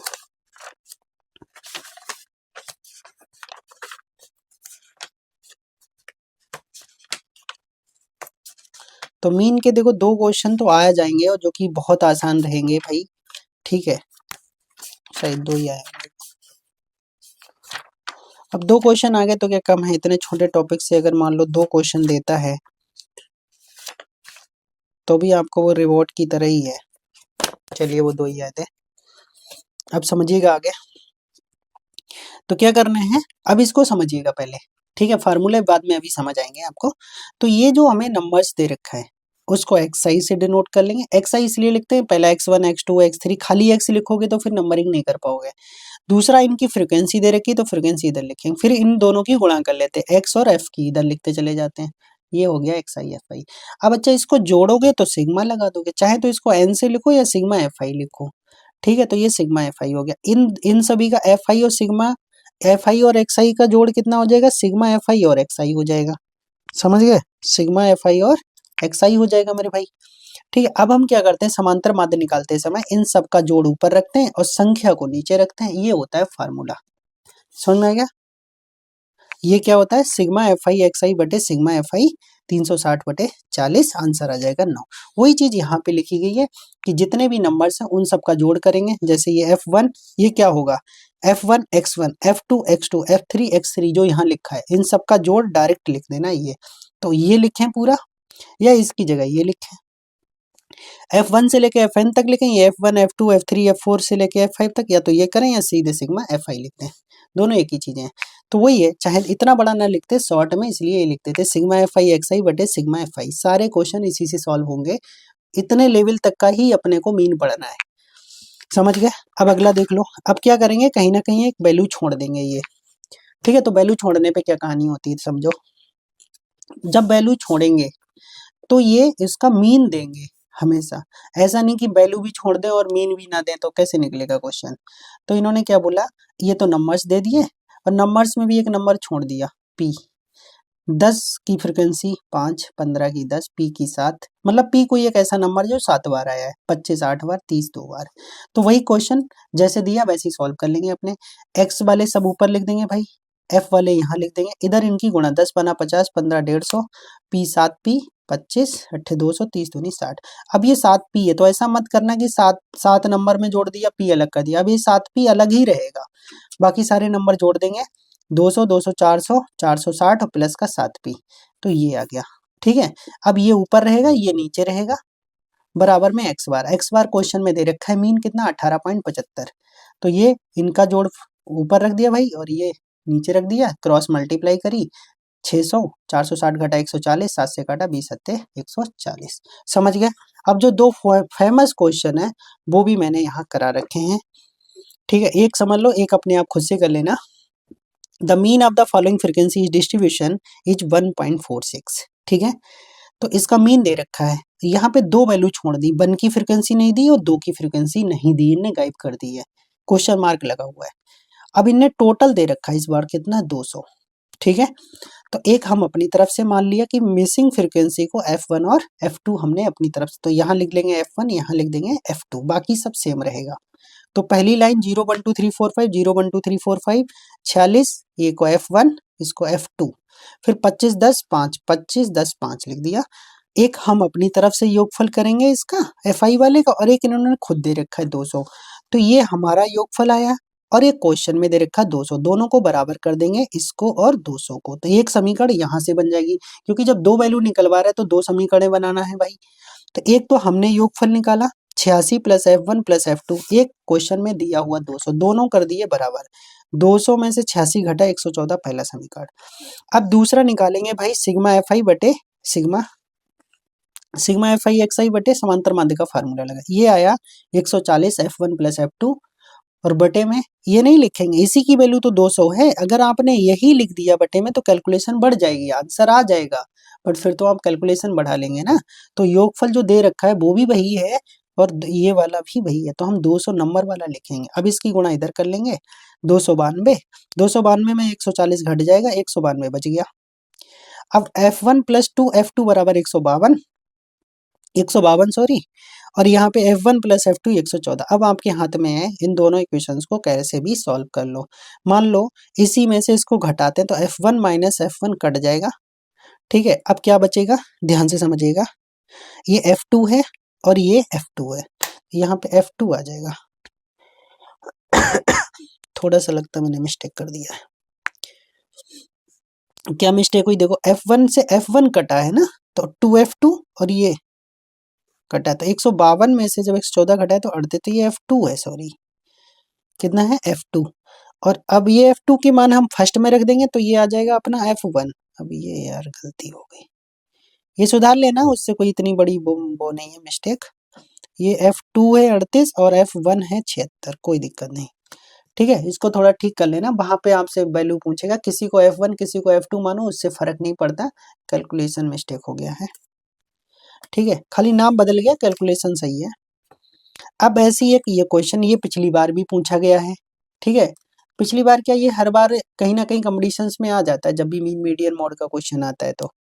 तो क्या है इसकी कहानी, इसमें भी दो फ्रिक्वेंसी छोड़ दी F1 और F2, तो सेम कहानी चलेगी यार पिछली बार की तरह। ये तो कर ही लेंगे, ये XI FI गुणा करेंगे, FI XI, इनका जोड़ ये आ गया, इसका जोड़ ये आ गया, एक जोड़ ये आया, एक जोड़ इनने खुद दे रखा है, तो इसके बराबर कितना कर देंगे, इसके बराबर 120। एक इक्वेशन यहाँ से आ गई, एक इक्वेशन फार्मूले से आ जाएगी। x बार हम 120 यूज करेंगे, FI ये 3480 30 F1 प्लस 70 F2, और बटे में अपना 120 गुणा कर लेंगे। जितनी 12 पंजे 60, 6000, 6000 में से ये घटेगा तो 2520, 2520 में फिर 10 से भाग कर लेंगे, ठीक है, कट कटा के आंसर आ ही जाएगा, ठीक है। तो दूसरी इक्वेशन ये आ गई, पहली F1 प्लस F2 फॉर्म में थी, तो पहली इक्वेशन दूसरी में से 3 गुणा करके F2 घटा लिया, तो यहाँ F2 कितना आ गया 24, 24 चौका 96, तो F2 प्लस F1, F1 का मान लगा दिया, कितना हो गया भाई 52, ठीक है, ये 52 52 घटा देंगे, F1 हो गया 28 और F2 पहले से आ गया था 24, तो F1 28 F2 24, बहुत बार पूछा गया, जो भी 24 28 ऑप्शन में दिखे बिना सॉल्व किए लगा दो, ठीक है। अब वही क्वेश्चन दोबारा दिया है हमने, यही क्वेश्चन दोबारा है ये, अच्छा दूसरा क्वेश्चन है। अब जैसे क्लास इंटरवल फॉर्म में भी पूछा जा सकता है आपसे क्वेश्चन, कभी कभी क्लास इंटरवल्स भी दे देंगे आपको, तो क्लास इंटरवल में क्या करना है, इनका मिड पॉइंट और निकाल लेना बस, इसमें x नहीं होगा, इसमें क्लास इंटरवल होगा, तो क्लास इंटरवल से मिड पॉइंट कैसे निकालेंगे, बीच की वैल्यू, 0 और 10 को जोड़ो 10, 10 को 2 से भाग करो 5, 10 और 20 को जोड़ेंगे 30, 30 को 2 से भाग करेंगे 15। अब ये काम कर लो, मत जोड़ो, पहली वैल्यू जोड़ लो, उसके बाद इसका गैप देख लो 10 का, तो 10 10 जोड़ते चले जाओ, 5 10 15 10 25 10 35 10 45, ठीक है।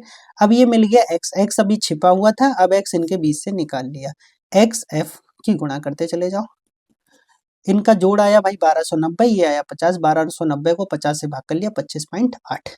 अभी जो ऊपर वाला क्वेश्चन किया 2408, ये आपको नंबर्स की फॉर्म में भी दे रखा था, अब इसी को इंटरवल की फॉर्म में ऐसे कनेक्ट कर देते कि बीच में जब मिड पॉइंट निकालें तो यही आ जाए, बाकी सब कुछ सेम है, ठीक है। तो इसको कराएंगे नहीं, खुद से कर लेना, तो सेम वही क्वेश्चन है बिल्कुल, ठीक है। बस अब की जैसे मिड पॉइंट वहां पहले दे रखा था 10 30 20, 10 30 50 70 90, इस बार हमने उसके इंटरवल को बीच में फांस दिया था, मिड पॉइंट खुद से निकाला है, ठीक है। पहले मिड पॉइंट नहीं था, अब ये मिड पॉइंट निकाल लिया, और ये आपका हो जाएगा XI, ये हो जाएगा F, गुणा करेंगे, पुराना ही क्वेश्चन है, पुराना ही आंसर है, F1 28 F2 24, ठीक है, नया क्वेश्चन नहीं है, बस इसमें क्या था, इंटरवल अलग था, मतलब क्लास इंटरवल दे रखा था, पीछे वाले में खाली मिड पॉइंट दे रखा था, ठीक है। आगे बढ़ते हैं, अब पढ़ते हैं मीडियन, ठीक है।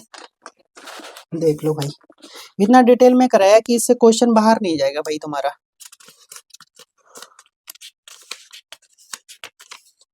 बस आधा घंटा और लगेगा मैक्सिमम, नहीं तो उससे पहले फिनिश कर देंगे इसको, हो सकता है 20 मिनट में ही खत्म हो जाए।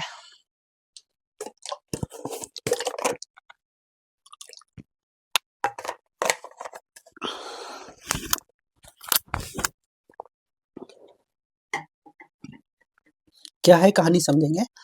मीडियन क्या होती है, सबसे पहले after arranging the given data in an ascending और डिसेंडिंग ऑर्डर, सबसे पहले जो डाटा होता है उसको असेंडिंग और डिसेंडिंग ऑर्डर में हम कन्वर्ट करते हैं, उनके मैग्नीट्यूड से, ध्यान रखना नंबरिंग से नहीं, जैसे प्लस देखा तुमने क्रम से बड़ा लिखते चले, मैग्नीट्यूड के आधार पे कौन बड़ा है कौन छोटा है।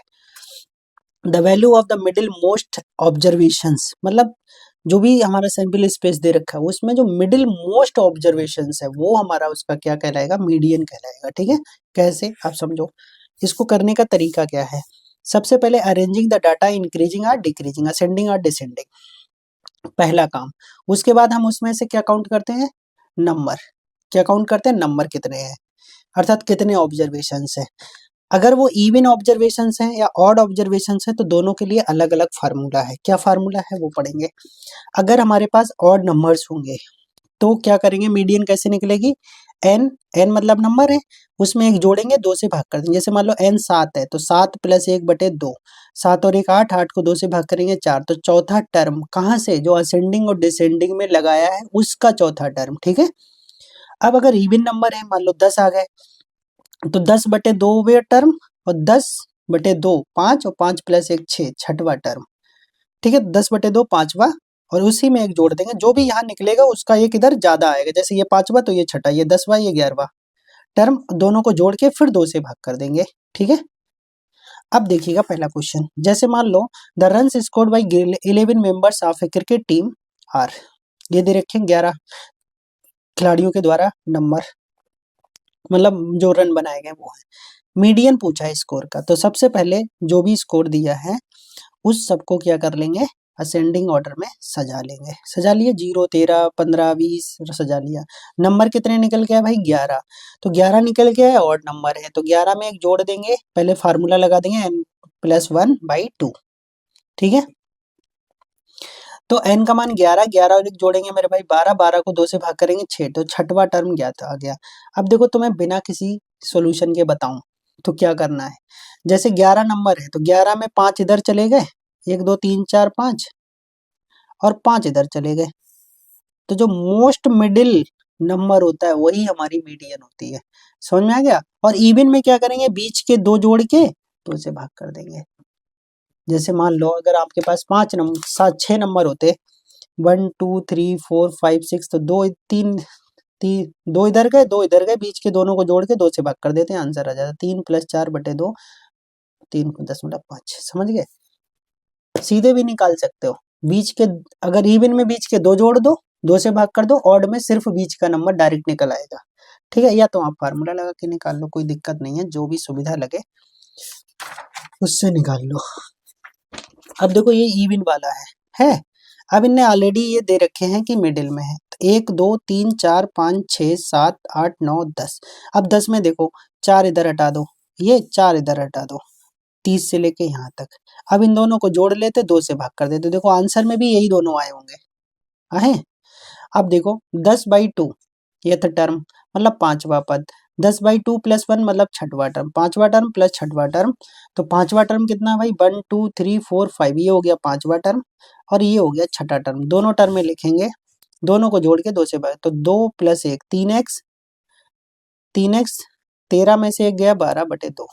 अब इसका जैसे ही इन्होंने क्वेश्चन में x छोड़ा तो तुरंत मीडियन आपको देंगे, क्योंकि x अगर कोई नंबर छोड़ दिया तो मीडियन नहीं देंगे, वैल्यू कैसे निकलेगी। तो इन्होंने मीडियन प्रोवाइड कर दी थी 24, तो मीडियन के नीचे 24 लिख दिया। अब 24 दूनी 48, 48 और 12 60, 60 को 3 से भाग करेंगे 20 हो जाएगा, समझ गया। अब एक अगला क्वेश्चन है जो हमारे पास क्लास इंटरवल की फॉर्म में होता है, उसको कैसे क्वेश्चन को सॉल्व करते हैं वो समझ लीजिएगा। अच्छा उससे पहले एक छोटा क्वेश्चन करवा देते हैं, ये वाला, कि कभी कभी टेबल फॉर्म में भी हमें दे रखा होता है, तो टेबल फॉर्म में कैसे करेंगे, जैसे मान लो इस तरह से दे रखा, तब मीडियन कैसे निकालेंगे। पहले सिंपल फॉर्म समझेंगे, तो जितने भी दे रखे हैं उनको क्रम से x बना लिया, और ये इनकी जो फ्रीक्वेंसी है वो फ्रीक्वेंसी वाली f में लिख दी। अब इनसे बनाते हैं मेरे भाई कामुलेटिव फ्रीक्वेंसी। क्या बनाते हैं, कामुलेटिव फ्रीक्वेंसी। अगर आपको सीधे सीधे नंबर्स और उनकी फ्रीक्वेंसी दे रखी है तब हम मीडियन कैसे निकालेंगे उसका तरीका है। तो क्या करेंगे, सबसे पहले भाई नंबर्स फ्रीक्वेंसी, यहाँ बनाएंगे कामुलेटिव फ्रीक्वेंसी, संचयी बारंबारता। कामुलेटिव फ्रीक्वेंसी का मतलब होता है मेरे भाई संचयी बारंबारता, ये एफ फ्रीक्वेंसी मतलब बारंबारता। क्या करते हैं, पहला नंबर ऐसे ही लिखेंगे 8, फिर 8 में ये वाला नंबर जोड़ देंगे, ठीक है। तो 8 10 8 18, ठीक है। 18 में 11 जोड़ेंगे 29, 29 में 16 जोड़ेंगे 45, 45 और 20 65, 65 और 25 90, 90 और 15 105, 115 और 9 114, 114 और 6 120। इनका जोड़ोगे ये भी 120 ही आएगा, जो ये आएगा वही ये आएगा, क्योंकि आप चाहे निकाल के देख ले ये, क्योंकि इन्हीं को तो जो जोड़ के आया ये 120। अब 120 को मेरे भाई 2 से कर लेंगे भाग, चाहे ऑड आए चाहे इवन आए, यहाँ पे फर्क नहीं पड़ना है, जो भी आएगा उसको 2 से भाग कर लेंगे। अब जो भी नंबर निकल के आएगा वो हम देखेंगे संचयी बारंबारता में। अगर नहीं मिलेगा जस्ट ग्रेटर, 60 से जस्ट बड़ा नंबर क्या है 65, तो 65 के सामने जो भी नंबर आएगा वही हमारी क्या कहलाएगी, मीडियन कहलाएगी।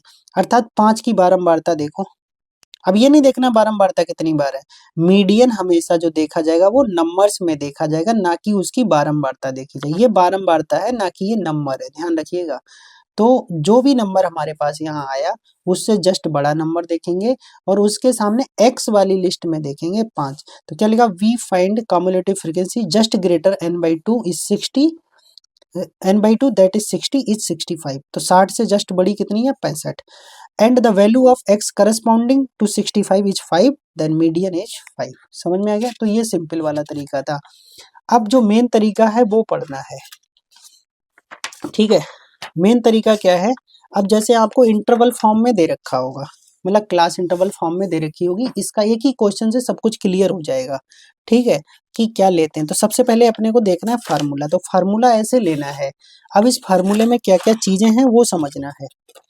अब फार्मूले में देखो जरा ध्यान से, L है, n/2 है, n/2 जो अभी निकाले थे वही है, F क्या है, स्मॉल f क्या है, h क्या है, L क्या है, वो समझना है। अब ये चीजें मैं देखो आपको डायरेक्ट एक क्वेश्चन से समझा दूंगा सारी चीजें, ठीक है, अभी समझ आ जाएंगी, क्वेश्चन से ही आ जाएंगी। L n/2 F और C H। अब देखो फार्मूला बताने की कोई जरूरत है नहीं, कहाँ से है, अब तुम समझो। सबसे पहले हमने इनका वही किया कम्युलेटिव फ्रीक्वेंसी, जो भी हमें दे रखा था इंटरवल, इसमें मिड पॉइंट नहीं निकालते, ये चीज दिमाग में रखना। तो सबसे पहले जो अपने को क्लास इंटरवल दे रखा था यहाँ लिखा, फ्रीक्वेंसी दे रखी थी यहाँ लिखी, उसके बाद बनाते संचयी बारंबारता कम्युलेटिव फ्रीक्वेंसी, 5 5 सामने लिख देंगे, फिर ये जोड़ते चले जाओ, 5 और 6 11, 11 15 26, 26 और 10 36, 36 5 41, 41 और 4 45, 45 और 2 47, 47 और 2 49, तो जो इनका योगफल आएगा वही आ गया। अब बस इतना 49 आ गया, अब आपका सारे काम खत्म हो गए। 49 के बटे में जस्ट 2 करो, 24.5।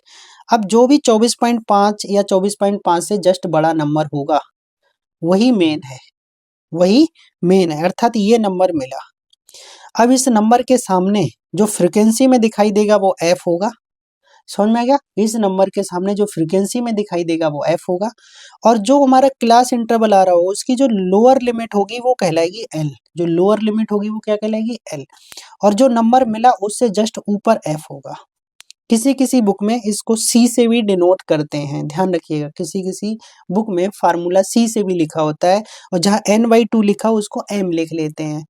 तो इस फार्मूले में दो चीजें बदल के m-c भी लिखा होगा, तो उससे आपको कंफ्यूज नहीं होना है। आपको पता है हमें n/2 रखना है, और n/2 जो आएगा उसके जस्ट ऊपर f होगा, उसके जस्ट सामने f होगा स्मॉल f, और उसी के सामने जो इंटरवल होगा उसमें छोटा नंबर l होगा। समझ गए? अब सारी वैल्यू उठा के यहाँ लगा दो, l का मान, n/2 का मान, f का मान, h क्या होता है, इनके बीच का इंटरवल में गैप कितना है, 10 से 5 के बीच में 5 का, तो h का मान हो जाएगा 5, ठीक है। f समझ गए, जो नंबर मिला उसके जस्ट ऊपर f, सामने स्मॉल f, उस इंटरवल में l, तो l मिल गया, f मिल गया, कैपिटल F मिल गया, h इनके बीच का गैप मिल गया, यही 4 चीजें यहाँ चाहिए, ठीक है। सब यहाँ लगा दो, n/2 यहाँ मिल गया, तो टोटल 5 चीजें, पांचों पता चल गई, सबकी वैल्यू निकाल के सॉल्व कर लेंगे, 19.5 इसकी माध्यिका आ जाएगी। मीडियन मतलब माध्यिका। अब ये मेरिट्स और डीमेरिट्स मैं नहीं पढ़ाऊंगा, ये खुद से पढ़ लेंगे, मैंने ये लिख दी हैं आपके लिए, मेरिट और डीमेरिट्स, मतलब इसकी विशेषताएं क्या हैं और इसकी विशेषताओं के साथ साथ बुराइयां क्या हैं, इसमें मेरिट और डीमेरिट दोनों चीजें यहाँ लिखी हुई हैं, आप पढ़ लेंगे क्योंकि इनका बहुत ज्यादा क्वेश्चंस नहीं आता है, बस एक बार पढ़ जरूर लेना, ठीक है। अब पढ़ेंगे मॉड क्या होता है, ठीक है, मेरिट्स भी है डीमेरिट्स भी है, पढ़ते हैं मॉड, ठीक है। तो मॉड के साथ चलते हैं भाई। तो मॉड क्या होता है कि ऐसा नंबर जो सबसे ज्यादा बार रिपीट करता है वही कहलाता है मॉड। मैक्सिमम फ्रीक्वेंसी जिस नंबर्स की होती है वो मॉड कहलाता है, मैक्सिमम फ्रीक्वेंसी नंबर्स क्या कहलाता है, मॉड कहलाता है। क्या लिखा है, द मॉड आर मॉडल, एक ही चीज है, mode or modal, value of a distribution is that value of the variable for which the frequency maximum. समझ में आ गया? दैट नंबर, वो नंबर जिसकी फ्रीक्वेंसी क्या होगी, मैक्सिमम होगी। क्लियर है? Find the mode of the following data. Following data का मॉड निकालना है। चाहे तो आप ऐसे ही देख सकते थे कि कौन सा नंबर कितनी बार आ रहा है, या चाहे तो आप ऐसे बना सकते थे 110 2 बार आया, 120 1 2 3 बार आया, सॉरी एक बार और है 4 बार, 130 2 बार। ये आप चाहे तो ऐसे देख लो कि 120 की फ्रीक्वेंसी सबसे ज्यादा दिख रही है, अर्थात जो हमारा क्या होगा, मोड होगा वो 120 होगा। समझ गए? जिसकी फ्रीक्वेंसी सबसे ज्यादा दिखेगी उसी के सामने का नंबर हमारा मोड होगा। 4 फ्रीक्वेंसी मैक्सिमम तो नंबर कितना आ जाएगा, 120। समझ गए? चाहे तो आप डायरेक्टली ऐसे काउंट देख लो कि कौन सा नंबर सबसे ज्यादा बार दिख रहा है, सीधे सीधे मोड लगा दो। We observe that the value of 120 has the maximum frequency, hence the mod or modal value is 120. Clear? आगे बढ़ते हैं। बस 10 मिनट का बचा है मैक्सिमम, थोड़ा सा वेट करिए। अब एक क्वेश्चन हमने ऐसा दिया जिसमें तीनों चीजें निकलवा दी, मीन मीडियन मॉड। ठीक है? तो following numbers of goals were scored by a team in a series of 10 matches. दे रखे हैं 10 के। तो सबसे पहले इनको असेंडिंग ऑर्डर में लिखा, देखो वैसे ही दिख रहा है 1 2 3 4, 4 सब 3 सबसे ज्यादा बार आया है 4, तो मोड तो डायरेक्टली 4 होगा। अब जैसे हमें मीन निकालना है तो मीन में क्या करेंगे, सबको जोड़ देंगे, 0 + 1 + 2। अब 0 + 1 + 2, अब 3 4 बार आया तो 4 बार लिखो या 4 से गुणा कर दो। 2 4 2 बार आया 2 से गुणा करो या सीधे 4 + 4 लिख दो 5। तो कुछ नहीं करना, सबको जोड़ना है, 10 से भाग करना है, चाहे आप ऐसे लिखे चाहे डायरेक्ट जोड़ ले। ये हो गया 28/10 2.8 मीन हो गया। मोड कैसे निकालेंगे, most occurs score 3, maximum frequency 3, mode हो गया 3। अब निकालेंगे मीडियन, मीडियन में क्या 10 नंबर है तो 10/2th टर्म, 10/2 + 1th टर्म, मतलब 5वां पद और प्लस 6वां पद। तो 5वां पद देखो 1 2 3 4 5, 5वां भी 3 है 6वां भी 3 है, तो 3 + 3 6/2 मतलब 3, तो मीडियन आ गई 3। तो मीन मॉड मीडियन तीनों चीजें निकाल ली। अब इसी में एक मॉड निकालने का दूसरा क्वेश्चंस भी होता है। तो सबसे पहले पढ़ेंगे फार्मूला। फार्मूला क्या होता है मॉड का, इसको जरा ध्यान से देखिएगा मेरे भाई।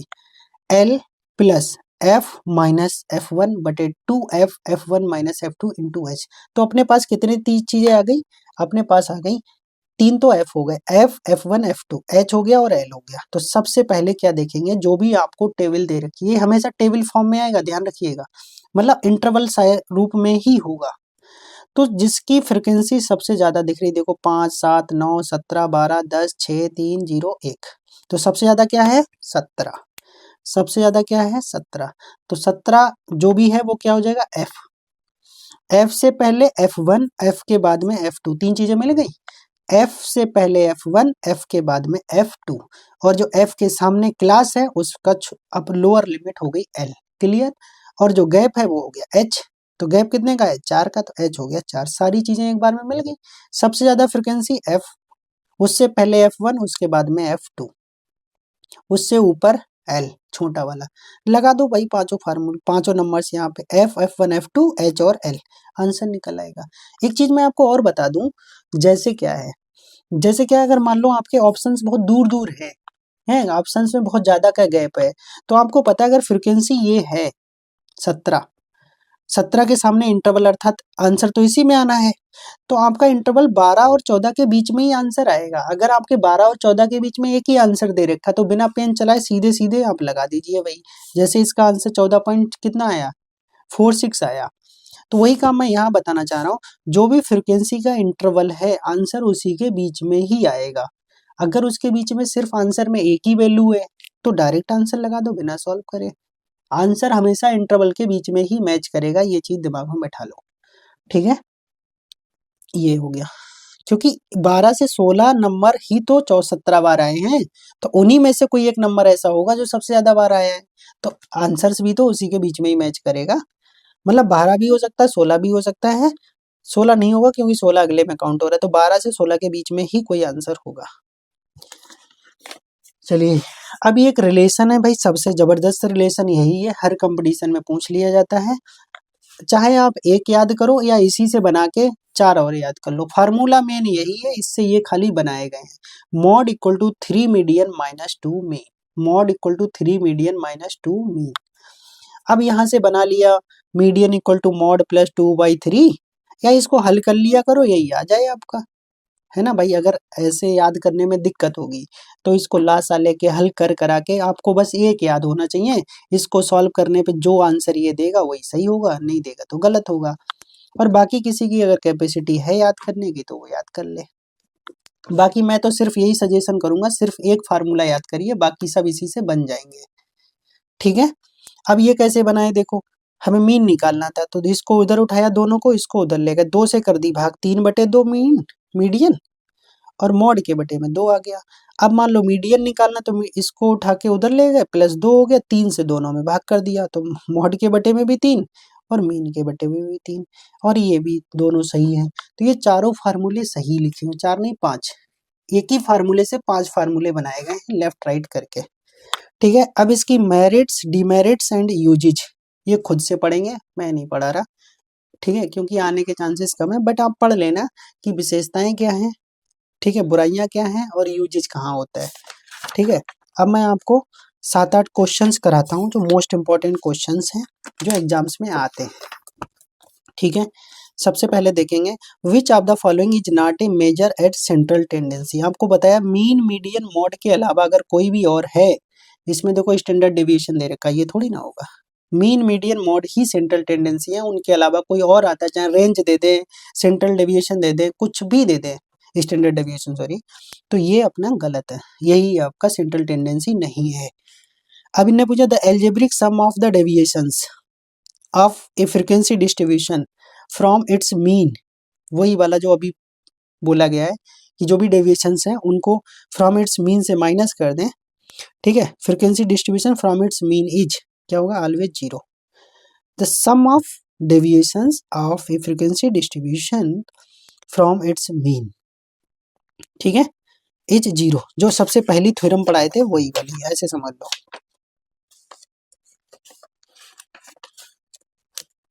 मीन में जो सबसे पहले थ्योरम पढ़ाए थे ये x minus x1 x minus x बार सॉरी x2 माइनस x बार x3 माइनस x बार, इन सबका सम कितना आ गया, 0। तो यही कहना चाह रहे थे, the algebraic sum of deviations of the frequency distribution from its mean is 0।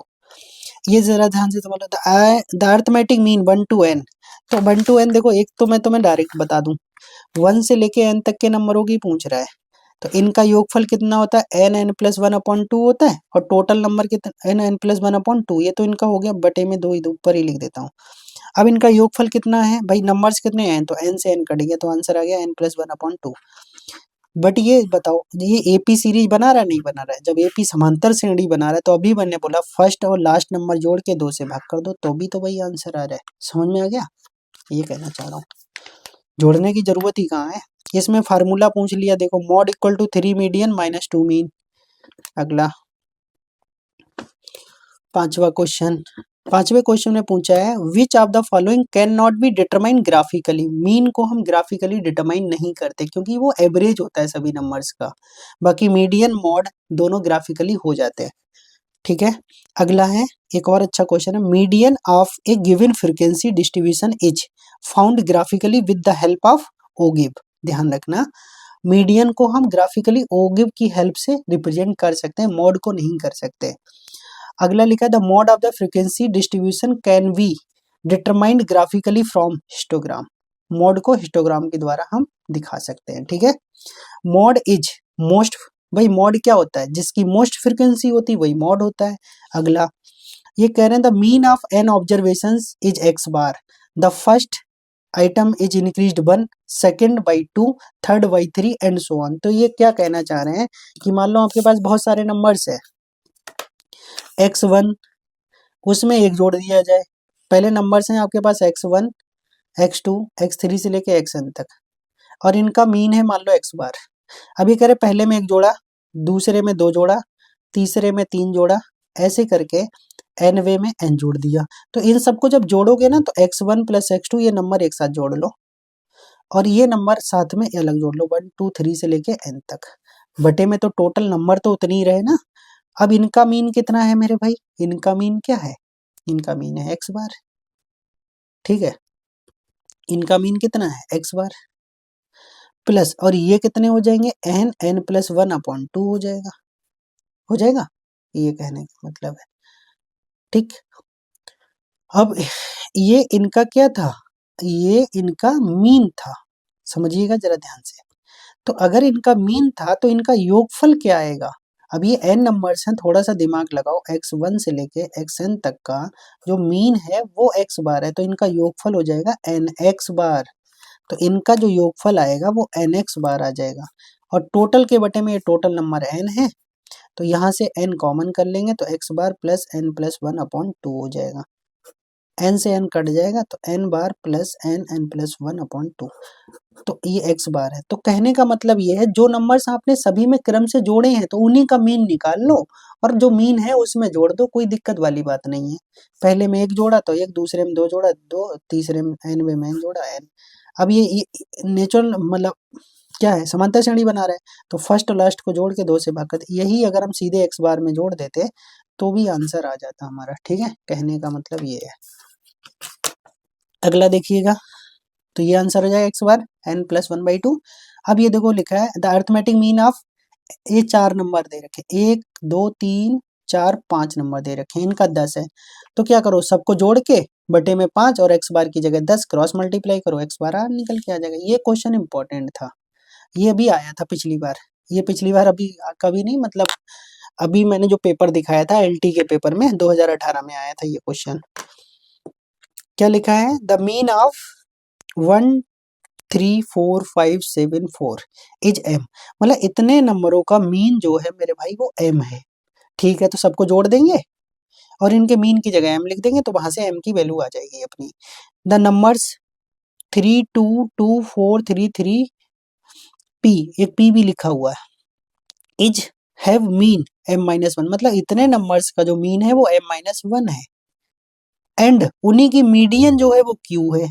Mean m-1 है, मीडियन q है, आपसे पूछा p प्लस q, तो क्वेश्चन समझ लो, इस सब का मीन m के बराबर, इन सब का मीन m-1 के बराबर, ठीक है, और मीडियन q के बराबर। चलिए करते हैं, क्या बोला गया, इन सभी नंबर्स का मीन 6 नंबर थे, m था, ठीक है, तो 6 से, अब इन सबको जोड़ा, 6 से भाग की मीन 4 आ गया, और मीन क्वेश्चन में m दे रखा था, हमने निकाला 4, तो m मान का मान 4 हो गया। अब ये कह रहे बच्चे वो दूसरे जो ग्रुप था उसका मीन था m-1, नंबर 7 है, ठीक है, कोई बात नहीं, m की जगह m का मान रख दो उठा के, 3 3 सत्ते 21, और 17 में से 21 में से 17 गया 4, तो p का मान यहाँ से 4 आ गया। तो दो चीजें निकल गई, पहले से m निकला, दूसरे से p निकला। अब इन्हीं जो नंबर्स थे 3 2 2 4 3 3 p, इनका जो मीडियन था वो निकालना, वो क्यू दे रखा था। तो सबसे पहले जो लास्ट में नंबर p है उसका मान 4 था, तो उन्हें असेंडिंग ऑर्डर में लिख लो, 2 2 3 3 4 4 लिख लिया। अब इनमें कितने नंबर हो गए, 2 2 4 2 6 1 7, 7 होता है ऑड नंबर, ऑड में एक जोड़ा, 7 1 8, 8 को 2 से भाग किया 4, चौथा नंबर चाहिए, तो 1 2 3 4, चौथे नंबर पे कितना है 3, तो मीडियन हो गई 3, और मीडियन क्वेश्चन में कितनी दे रखी थी q, तो q का मान मेरे भाई यहाँ से 3 आ गया, p का मान 4 आ गया, तो 4 प्लस 3 p प्लस q 7 हो गया। ठीक है, ये क्वेश्चन समझिएगा, इंपॉर्टेंट क्वेश्चन है इसीलिए यहाँ लिखा गया है। द अर्थमेटिक मीन, मतलब वही मीन दे रखा है, अर्थमेटिक मीन बोले सिंपली मीन बोले, मॉड, मीन और मॉड कितना है, मीन है 24, मॉड है 12, क्या पूछा मीडियन। देखो ये इस फार्मूले में 3 चीजें आती हैं, कोई भी 2 चीजें दे के तीसरा पूछ सकता है, कोई भी 2 दे के तीसरा पूछ सकता है। तो क्या करना है, यहाँ मीडियन कितना है मेरे भाई, मीडियन तो निकालना है, उसको छोड़ दीजिए। मॉड कितना है, मॉड है हमारा 12, 12 लगा दिया। एम अर्थमेटिक मीन या खाली मीन कितना है 24, तो 2 गुणा 24, 24 दूनी 48, 48 में 12 जुड़ेगा 60, और 60 को 3 से भाग कर देंगे 20।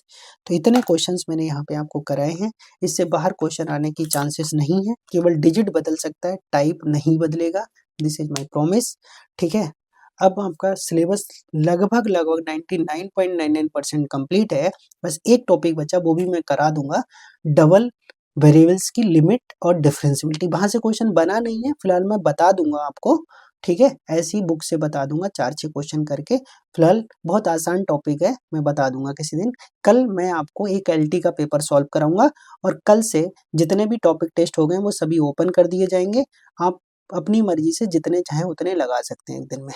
ठीक है, thank you for watching this video. अब मैं एक चीज़ आपको और थोड़ा सा लास्ट में सजेस्ट करूँगा, आप सभी लोग थ्योरी को ज़्यादा से ज़्यादा पढ़ेंगे, कम से कम 4 से 5 घंटे डेली थ्योरी कवर करना। जितने दिन बचे हैं आपका एक टारगेट होना चाहिए कि उतने दिनों में थ्योरी को कम से कम एक बार फुल रिवाइज कर लिया जाए, नहीं तो क्वेश्चन लगाने के चक्कर में कॉन्सेप्ट छूट जाएंगे और पेपर में क्वेश्चंस काम नहीं आएंगे, कॉन्सेप्ट काम आएंगे। तो इस चीज़ को विशेषकर ध्यान रखिएगा। बहुत ज़्यादा टेस्ट एक दिन में लगाने की ज़रूरत नहीं है, 1 से 2 मैक्सिमम।